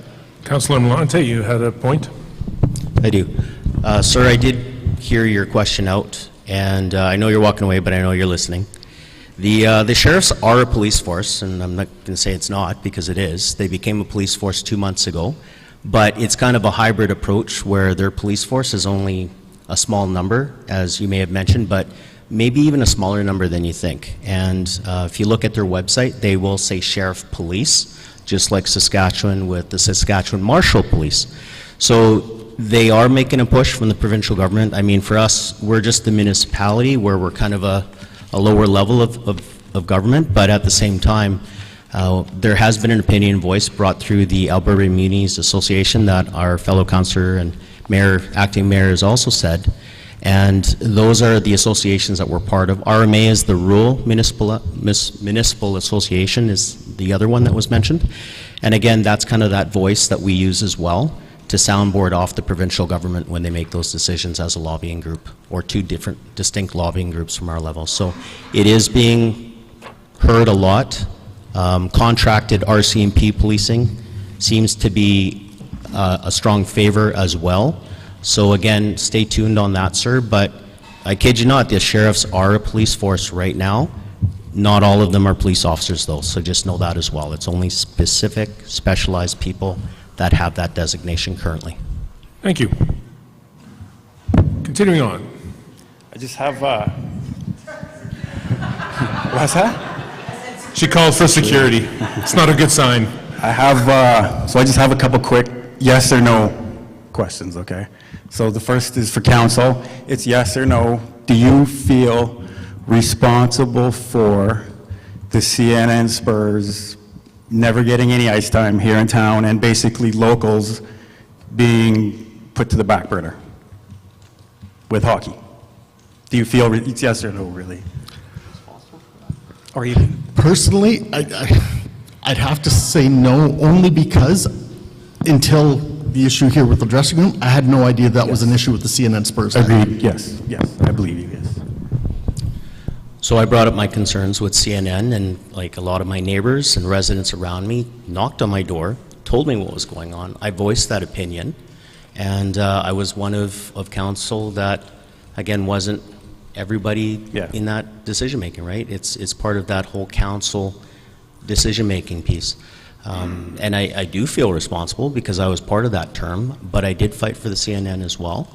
And I do know people that contacted me from CNN, and I voiced that over to the administration as well.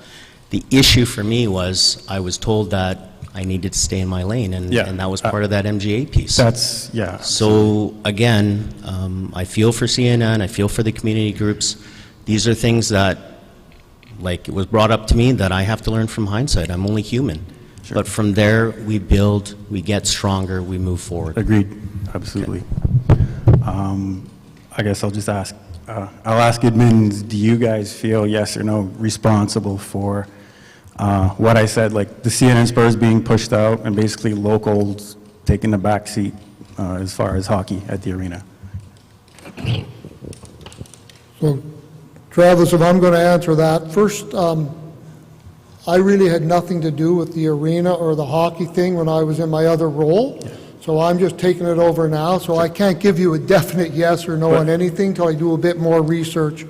Because I was superintendent of the public works and I don't really have a lot of history on it, so. Sure. But, okay, so yes or no, then would you agree that locals should be given priority with things like, say, ice time and dressing rooms and, you know? 100% yes. Okay. Would you guys agree locals given priority, yes or no? Is that important in a small town? Sorry to Okay. interrupt, but if I'm not mistaken, Ms. Schmidt over there did mention that local, specifically hockey, but I think all local groups get a preferred rate, get preferred times and stuff. They get a preferred rate, but what was incorrect is that locals are given priority as far as ice slots and everything, because the fact of the matter is that's not happening, and it's not been happening for several years now. I don't believe anyone here is really responsible for that. That's kind of what I want to get at. The person or persons who are responsible are not here this evening. One of them runs the arena, and the other one should be sitting here tonight, but she's not here. But for sure, the guy running the arena, that's where the responsibility lies. I feel like people are unaware of things, and I feel like the wrong messages are, brought to the town office, and people are, you guys aren't aware. So now that, if we can be made aware, if these issues can be brought forward, now that we all agree that you guys are not responsible, and we agree locals should be prioritized, we can do something about it once this is fully brought forward and everyone is aware, correct?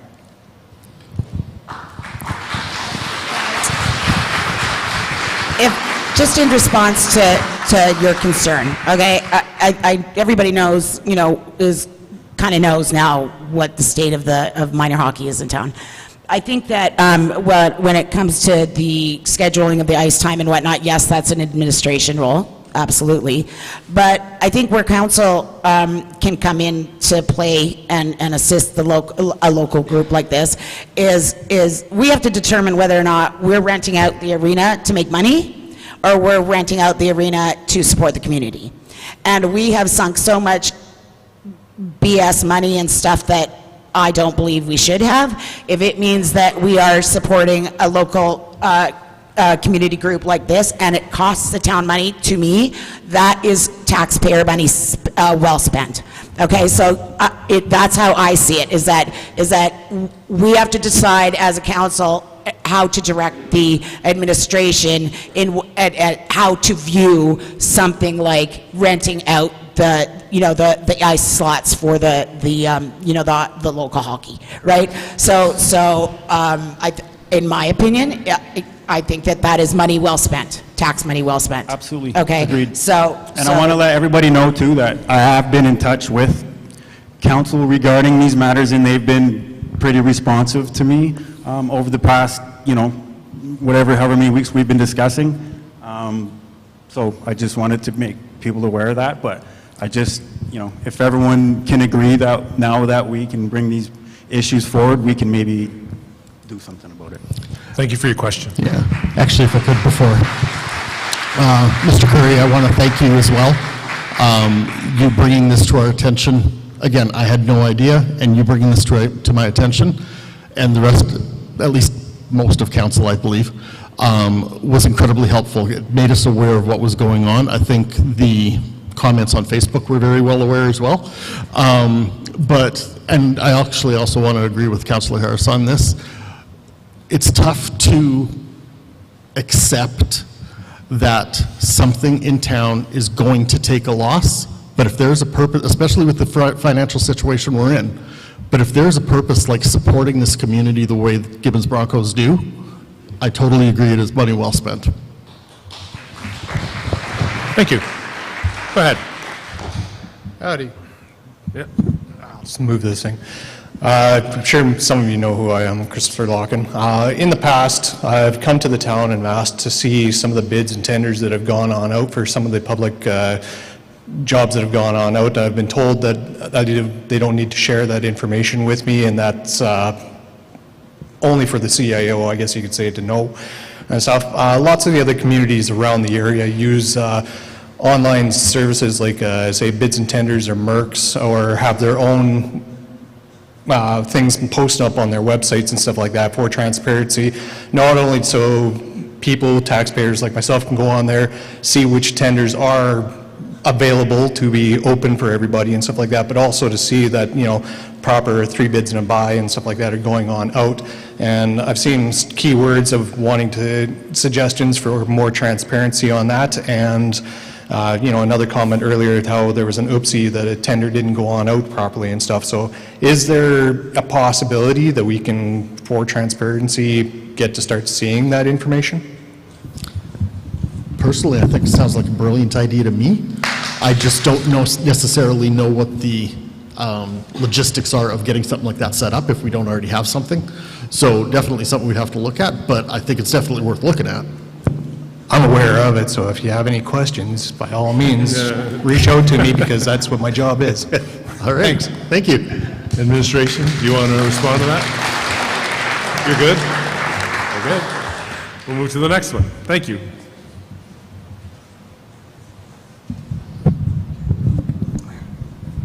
Just talk in, it's ready to go. Okay. Name's Dennis Mitchell. I've been in Gibbons for 40 years. I have a couple of questions. One, first comment was made on the speed limits and everything like that in town of Gibbons. 51st Street is now a raceway, and it has been for years.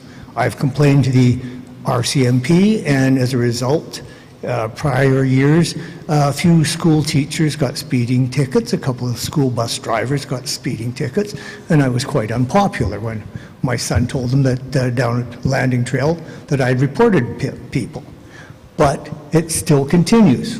We have, once they go past the 2 dips in the roadway at the beginning of 51st Street, then the foot goes on the accelerator.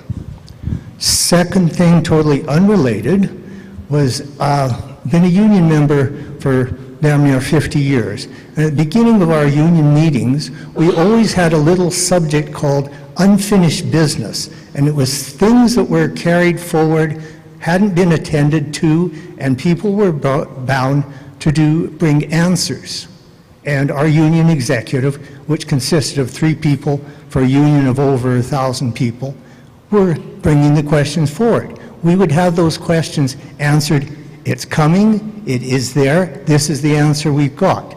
I've been to quite a few council meetings, and I've never heard this brought up.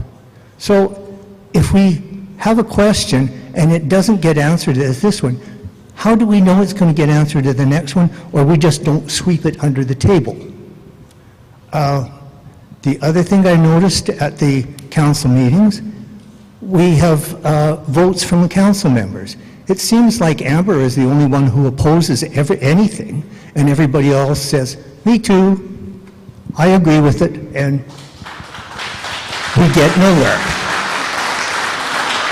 You have my sympathies. You're beating your head against a brick wall sometimes, and we can't legislate intelligence, and we can't legislate common sense. Thank you.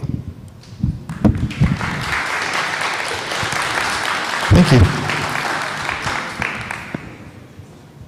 I'm back. So my question is in regards to bylaws.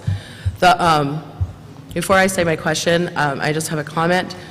The contract employee that you spoke of earlier is not a contract employee. I've provided enough evidence to prove that. I think that statement is disingenuous.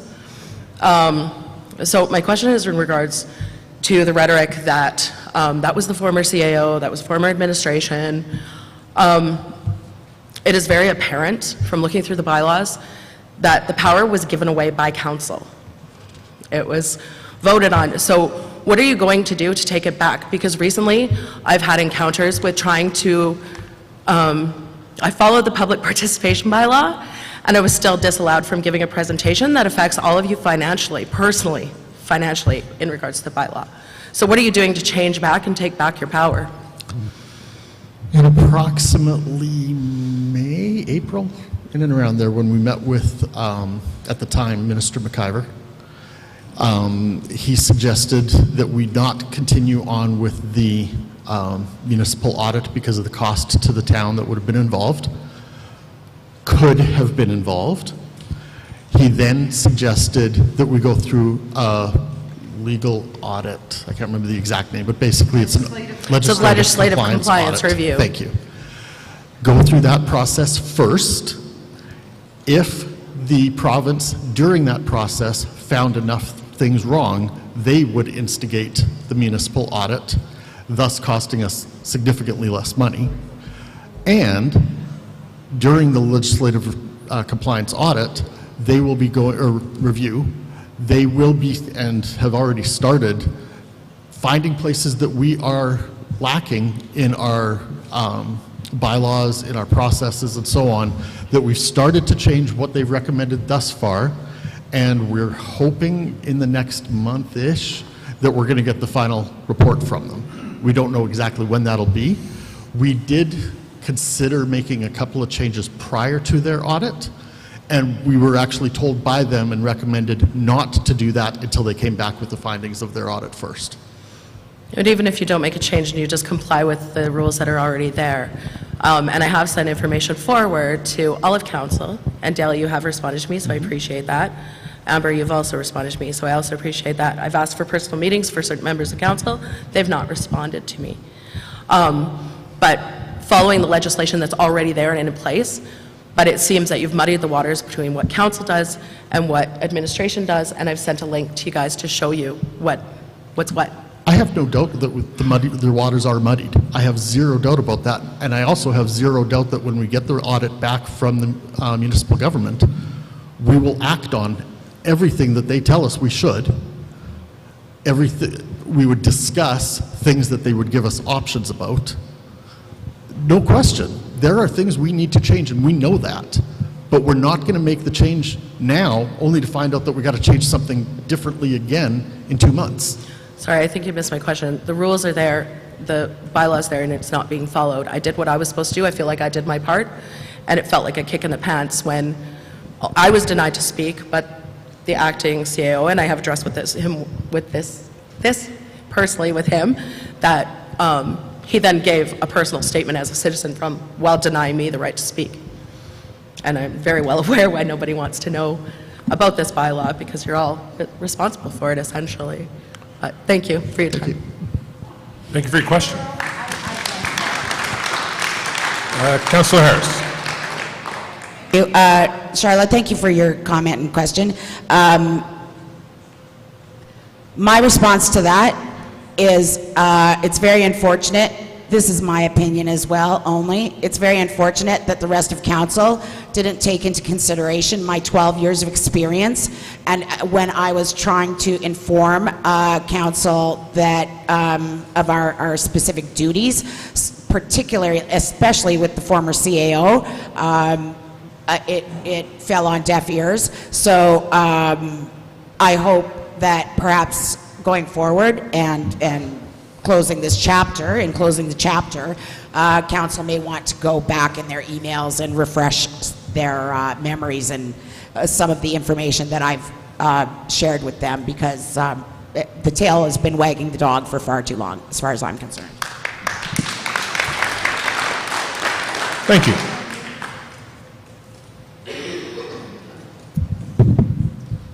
So, I have a question. We did an investigative report on Councillor Harris. It cost the town $40+ thousand, and we never got to see that report.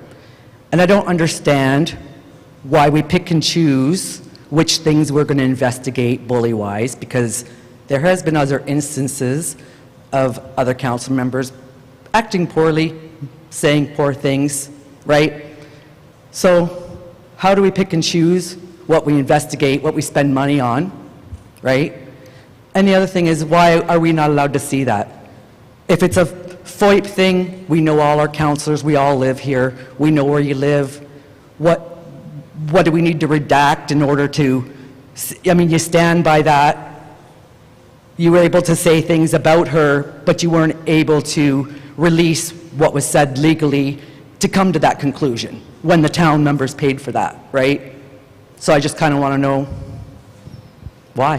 Why can't we see that? It was a lot of money. It was a lot of crap. I watched my friend go through there. I watched other people kind of get protected. They said some pretty nasty stuff online, in emails, whatever. Was never nothing done about that. So I want some clarity on that. Okay. I can say for sure it was a council decision about the investigation going outside of council. There are various reasons why each councillor voted that direction. Well, if you stand with what you say, if that statement, whatever, stands true, then why can't you release that? If you stand by that and you say, yeah, this is my statement, this is what happened. In that example, actually, the simple reason is because the individual that wrote the report provided a comment in that report that says it's for council, it's closed, it's private. He released a summary of it. Okay, Dale, sorry. No, council was voted, we voted on whether or not that report Councillor was Harris, going to we'll be need you to released. use your microphone. I'm sorry. That is a blatant lie. I That's just want your to say opinion. I that apologize. once that was done and said, that report is released back to Councillor Harris. Correct. That And she if can she do wants with what to she share it, then wants she with can it. share it. So she could release that. Okay, we're going to call for some decorum. Oh, sorry. You get a follow-up question, and you've asked that. We'll let the mayor answer, and then if my Councillor apologies. Harris would I like may to have answer, just- she can. Sorry, Martin. I may have just spoken out of turn. If it was discussed in a closed session, she can't bring that forward. And neither can us, neither can any of us.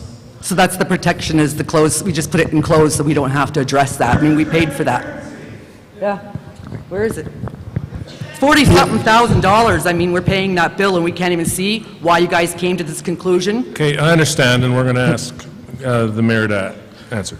To follow up on the rest of the questions about, are you going to be able to see anything else, or who's making that decision? It's no longer us. Nobody on council makes that decision as to who does the investigation anymore. The provincial government has disbanded all codes of conduct for all municipalities across Alberta. So as it stands right now, there are no rules about decorum. Yeah, but damage is done, right? No, Damage it's is gone. done. Everything that... But what she had to go through and face, and you guys post stuff about her, and you put all her sanctions and everything else Understood, online. and you've asked. Allow an answer. You know. I understand that you're upset about it, and Yeah, I'm I am sorry pretty for upset. that, but at this point, there's nothing I can do to fix that. Maybe we can release it, you know? No, I can't. Quite frankly, officially, it doesn't exist anymore. I understand what you went through still affects you. I understand that, and I'm sorry for that. The report, None of that, as far as the town goes, because of Bill 50 from the province, none of that exists. Any sanctions, gone. They don't exist anymore. Thank you for your question.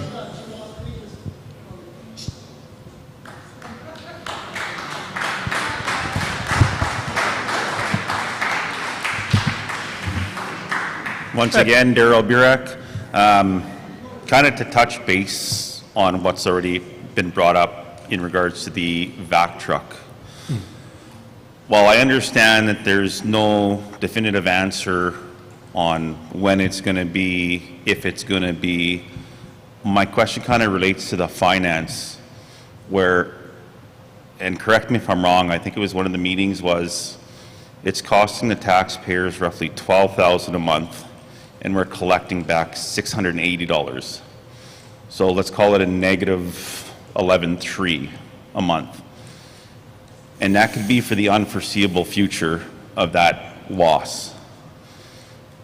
Now, to say that the amount of money that they're bringing in for taxes from the Heartland Station, the developer got a real sweetheart deal on this. One, what's being done for any negotiations with any developer in the future to protect us from this. To say that we're in better shape or we should be blessed or thankful for the amount of taxation money that we're collecting off of these businesses, is that actually offsetting when you take a look at the actual interest that we're incurring?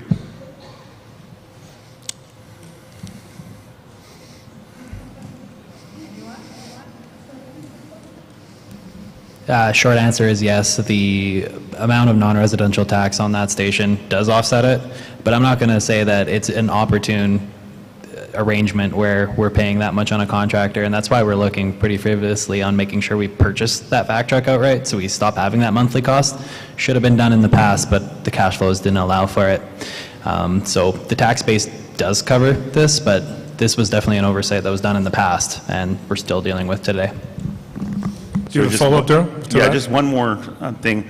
I remember it was, don't quote me, I'm going to say maybe 5-6 months ago, there was, in one of the meetings, there was a discussion about the vac truck was sick. And we were leasing the truck, but it was sick and we had to pay a bill for maintenance on it. Starter, alternator, whatever it was, but it was a couple grand. I just want clarity on if we're leasing a vehicle that's so-called under warranty, why are we paying maintenance and then in turn being double down and double dipped to then hire someone else to do the work of sucking out the poop? Sure. Anyone care to address that?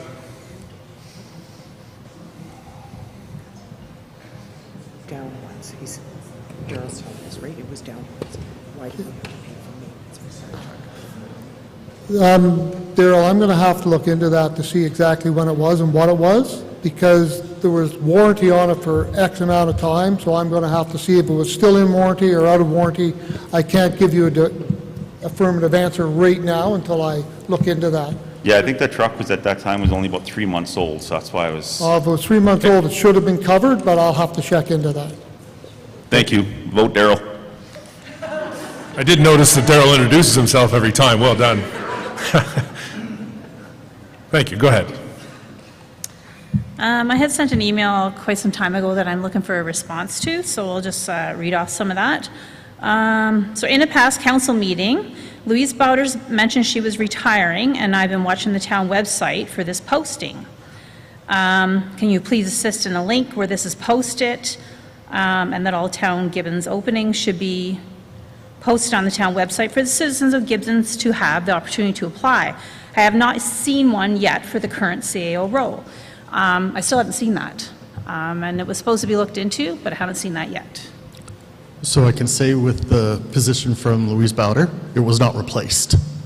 No, I do have further question to that. First, it's just the CAO one. When will we see that posted? Okay, so I believe, so the acting CAO has sent a job description to council to review, and I believe you were thinking you were going to put it out here in September, beginning September? What we're looking at doing is putting it out near the end of September. Then we can get all the applicants in, because we're looking at the new council hiring their employee. So we want to try to time it in time. So if you follow the timeline, by the time the election's done, council's all set and done, they wouldn't be doing interviews until probably mid-November, late November.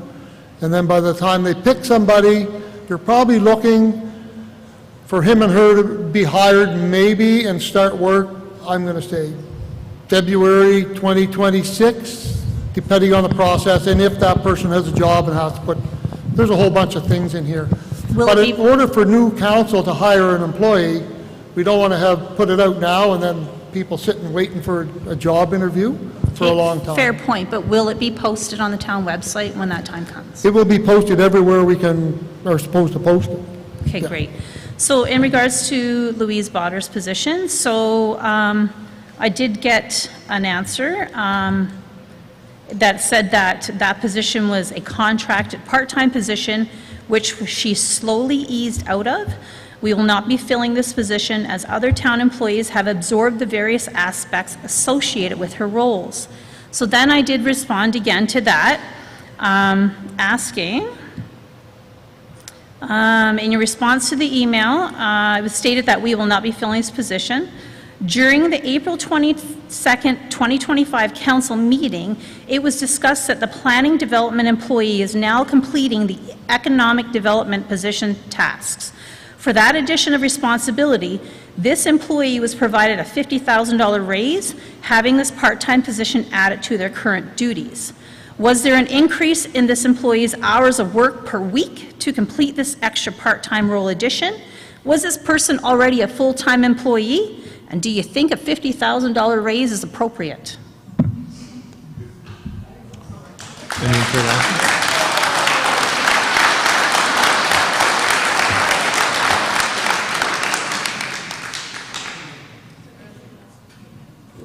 I'm going to have to investigate that because I can't remember anybody getting a $50,000 raise.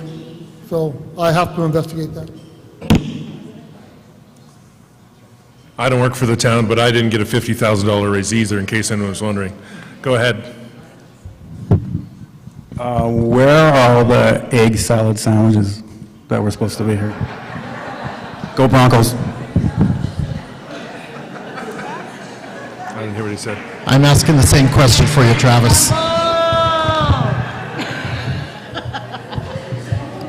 We have one more. Go ahead.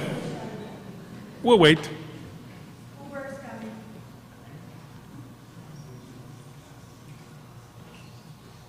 I don't have to tell my name or anything, but for this young fella right here, he said 16.7 million so fast that it didn't sound like much.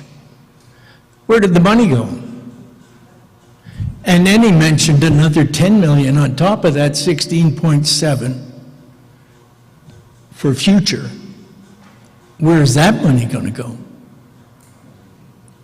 Do you care to explain your numbers?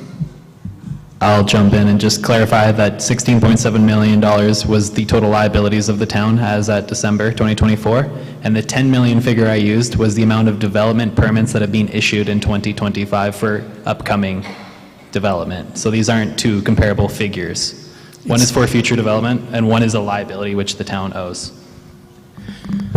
Are we sure that this council hasn't been Shylocked?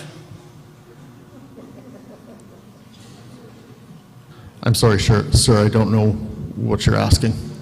Been taken? Have we made mistakes in the past? Absolutely. Are we trying to fix those mistakes? Accountability, we've seen none. So me saying that we've made mistakes and are accepting those as our mistakes is not accountability, sir?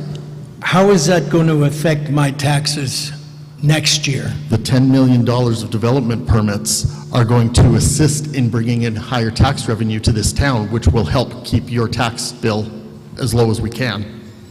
Well, you mentioned borrowing against the town assets. Does that mean my house also? I'm sorry, sir, I didn't quite catch all of that. I said, you talked about using the town's assets. Is my house part of that asset? Of course it is. You've got a house that What has is my a value. taxes going to be next year? I could not even remotely tell you that right now. We'll know that after we understand the budget. You guys still don't understand your budget? This year we do, next year we don't. You have already received your this year's tax bill, sir. I have no idea what your next year tax bill is going to be until we see next year's budget. So far, all I've seen is 2 signs and a picture of a road on a piece of paper. Where's the infrastructure? Sir, you've asked several questions, and we do have someone else behind you waiting, so we want to make sure that... They're too tight to ask, I guess.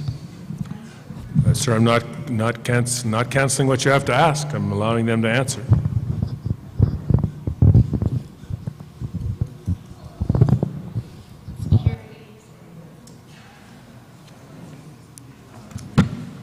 I'm wondering if there's going to be, are there any expenditures that could be reevaluated or postponed to ease a financial strain on our town? Which I'm talking about staff lunches, awards, bonuses, and for God, get rid of half of those visas. Is there going to be any postponement on spending? You do not need to buy lunch for staff. They could bring a brown bag, just like I do when I go to work. I can't give you details per se, because I don't know them off the top of my head. I can tell you that some expenditures have been adjusted and removed in some cases. I know this staff has done an amazing job keeping us afloat and actually, quite frankly, putting us in a significantly better position than we were 8 months ago. Okay, well, I look at all monthly accounts payable. I go through, what, 4 pages, 20 pages? I go through them all. And I know some of you guys will not respond to me, so I will ask questions to certain individuals. They do bring them up in the meetings because I'm not allowed to ask a question, okay? I would like to see a full AP report, which includes invoices from vendors and contractors, which are not employees, but I want to see all of these invoices that you guys get submitted and you issue payment for, because I worked in accounts payable. I know what the vendors charge. I see how it's all written. And I cannot see anything that might jog something saying, hey, this is wrong. Why are we paying it? Okay, I could definitely be wrong, but I don't believe any of that is private, so if you want to see it, I can't see any reason why you couldn't ask for it. We'll ask the administration to address that possible? specific issue. Can the invoices that are submitted by vendors and contractors, all contractors, be public and in your reports? I know some of them can carry like 30 invoices. Again, we do supply, I know, the AP listing each and every council meeting from the previous to the current. So that AP listing is always available, and council can ask us of any questions on any invoice. All AP invoices are included in the operating and capital budgets that council approved for us to spend for those projects or for the maintenance and equipment and costs to run the town of Gibbons. To include each individual invoice, I honestly don't know if we can do that. If anything, under the information and PAPA would allow us to do that. I can't say today yes, but I can't say no because I don't know the answer. I would have to look into that one further. But the AP listing, every check we write is in the accounts payable listing that we supply at every council meeting. Yes, but for the invoices for that check, you guys are submitted an invoice. Yes, correct, we are. And IT guy. Yep, and I don't know if it's a yes or a no. I've never been asked that question before. I've never seen it listed anywhere else. I know under the MGA, we aren't required to put the AP listing in. We continue to do it to make sure we're showing as much transparency, also by including the balance sheet, the variance reports and everything now to make sure we are consistent and following what our operating and capital budgets are. I do know we had a pre-submitted question similar to that, so we'll have to send that one back for Well, it's someone just to when I look see into an more. invoice for $8,000, but I don't know what it's for, other than time or hours worked or whatever it may be. I don't know what that $10,000 is for. It should be detailed. Okay, we'll make a note of that and make sure it gets addressed, because that is one of the questions that's been asked, and Again, get rid of all the visas. thank you. Councillor Harris, certainly. If I may. Councillor Harris. Ms. Longstaff, about a year ago, I put forth 4 different motions. One was to have a monthly statement of the 2 lines of credit that we have, one for $2 million, $2.8 million, and one for $1 million, and that was voted down. I asked for a monthly statement. I also asked for that monthly statement to be included, should it have gone forward, be included in future council agenda packages. But I also asked for a detailed listing of all vendors, consultants, and oh gosh, there's the other word that I'm looking for.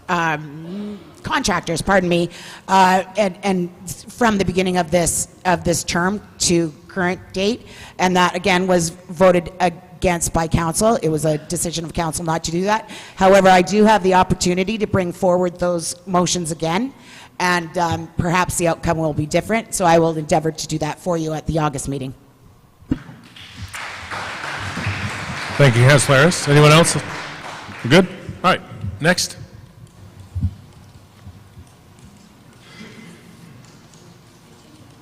All right. Well, hello everyone. My name is John Derwin. Some of you I know very well. I sat with where you guys are sitting for 4 years, from 2013 to 17 with Amber, I believe, is the only one left up there. First of all, yeah, again, thank you. I think this is very beneficial for the community. It's a great turnout, more than council meetings usually get. A couple things I heard tonight were great points. I think traffic safety is definitely something to look at, including the lady that brought up the Williams Park. I think those lights are phenomenal. I think those are needed on Main Street. There's been too many close calls, including accidents that have happened, so that saves me from booking a meeting with Eric to discuss that. Valid point brought up. Another point I heard today I'd like to bring up, then I'll get to my question if I could. I'll be under the 3 minutes. I think some priorities too for the maintenance is definitely something that needs to be looked at before paving back alleys. I think roads should be paved. I live on 52nd Street. We call it the Bonaccord Road because it's the only gravel road in Gibbons. I think that is a priority for the long-term residents that live there. I've only been there almost 10 years, so I would like to see major priorities like that be looked at. What I'm coming up here to discuss is, I guess you could say the residential development that the town has taken on over the past year.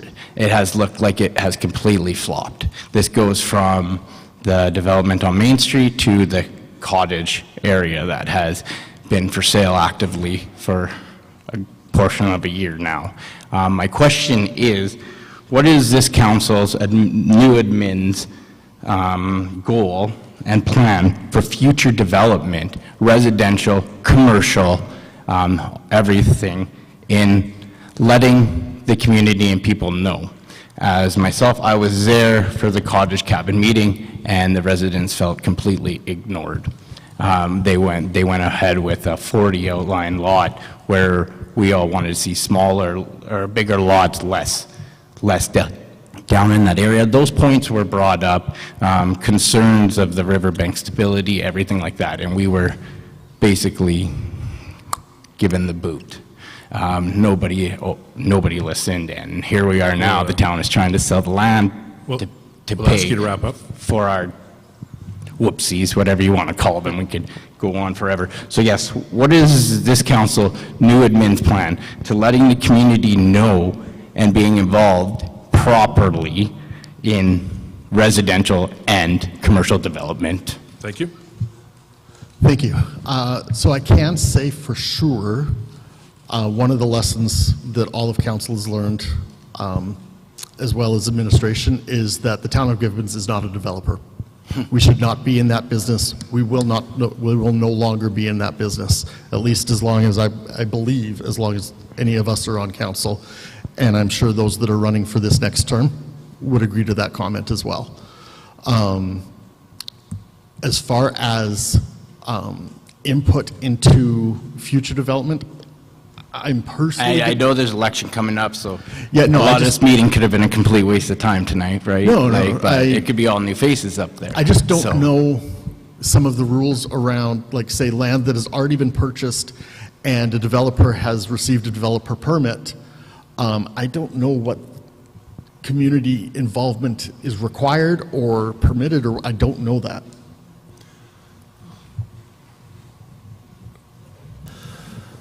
For development, we follow the MGA, and then for any new development in town, there will be open houses advertised and probably in here, where people can come and the developers will say what they're doing.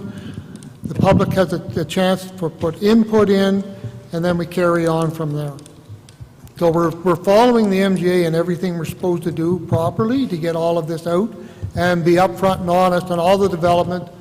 The developer will have to come in and say, I'm building 6 single-story duplexes, townhouses. They have to tell all that and have designs and an area structure plan all done.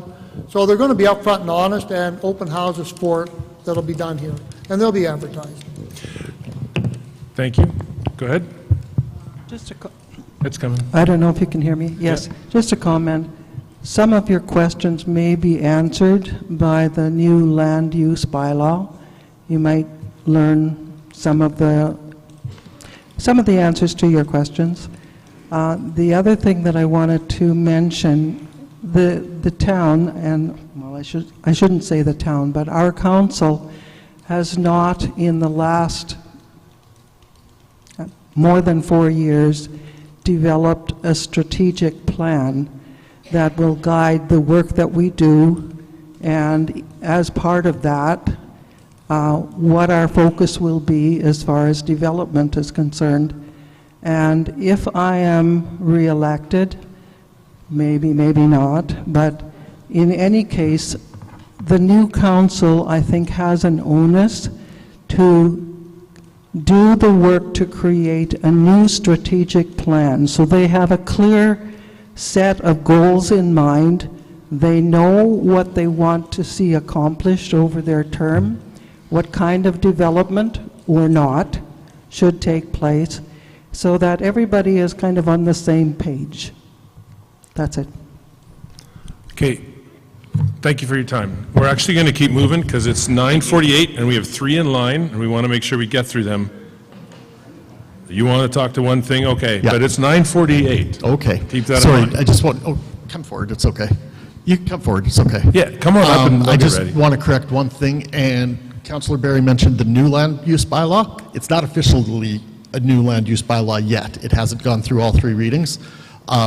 There's been some changes to it already that we're trying to work through, so it's probably not going to hit until probably the new council, is my understanding. But it's still out there to see what could be coming. Thank you. Go ahead. Hi, my name's Stacy, and I'm not running for council. I do have a question. We had a question earlier around the extra charges on the water utility bill, and I think it's important for transparency when we talk about other charges and what those charges are used when we talk about with the new election and the new budget year coming up. So in addition to our water bill with those charges, we're paying 1.49% municipal assessment fee on our Fortis bill that gets remittance to Gibbons. We pay a 10% municipal franchise fee that gets remittance to Gibbons. On our gas bill, we're all paying a 30% municipal franchise fee that ATCO Gas remits back to the town of Gibbons. So my question is, in transparency, are all of those extra taxes that the town is collecting through other third parties, are those used for infrastructure? Do those go towards utility costs? Are those included in general revenues? Do they go to lower our taxes? I think it's really important. I don't know if you can explain what you're doing with those right now, but I think it's really important for the town when you talk about utility poverty and all of the extra costs that we have, where are all those taxes going? Because they really are hidden taxes that average people don't know about. Okay, thank you.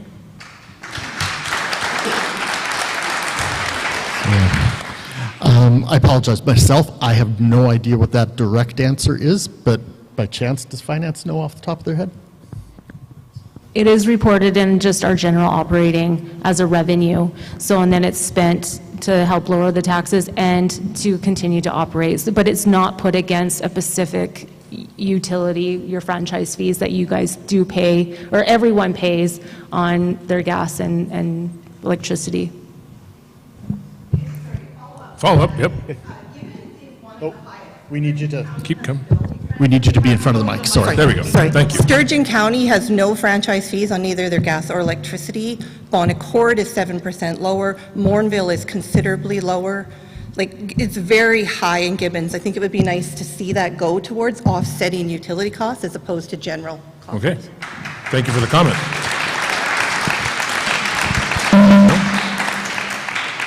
Okay. Sorry, what was your name again? My name's Daryl Burak. I'll be running for council. So my question is probably another sensitive topic, but that $2.5 million loan that was taken against the arena was deemed as a project. One, it was disingenuously written. Two,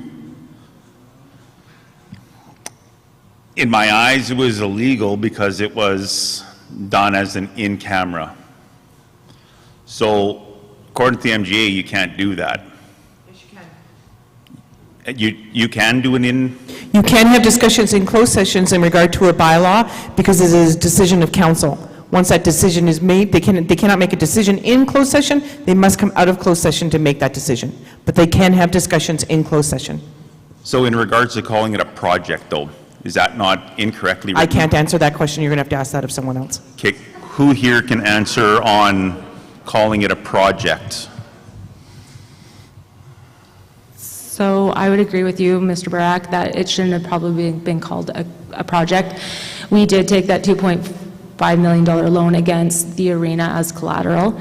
And the loan was for bridge financing to continue to make sure we could keep the operations going for the town of Gibbons. So if you would have went to the bank and said, I need bridge financing for $2.5 million, would it have been granted? I don't know that. I wasn't involved in that discussions. We did take it through the bank, through a loan, through a mortgage. That's how we were able to get it. That's why we had to put collateral up against the arena. Thank you. Thank you, Darrell. And one more. Hi, I have a question in regards to using grants and loans as revenue, as well as giving residents loans through grants. And is that still occurring?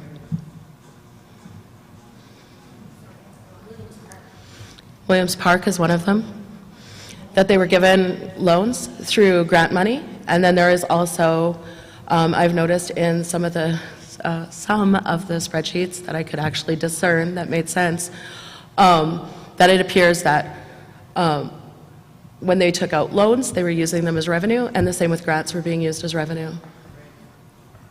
Is that still occurring, is my question. There are no future loans receivable going through. That kind of came up in the legislative review, so we've been talking about that. As for grant being revenue, because we issued the expenditure, you can realize the grant revenue, but loans should never be revenue, and that's something we're discussing and how we're going to make sure we correctly financially report on that going forward. But no, that's not something that the town will be involved in going forward. Okay, I'm sorry, you didn't mention about giving loans through grant money. Is that still occurring? Because my understanding is that's not allowed and did happen. No, we are not giving out loans through grant money. Are you recalling the grants that you have, or the loans that you have given through grant money? Yeah, I'm recalling that. Your question was, going forward, will we be giving loans through grant money? Absolutely not. Okay, thank you very much. Thank you. Vote for Darrell.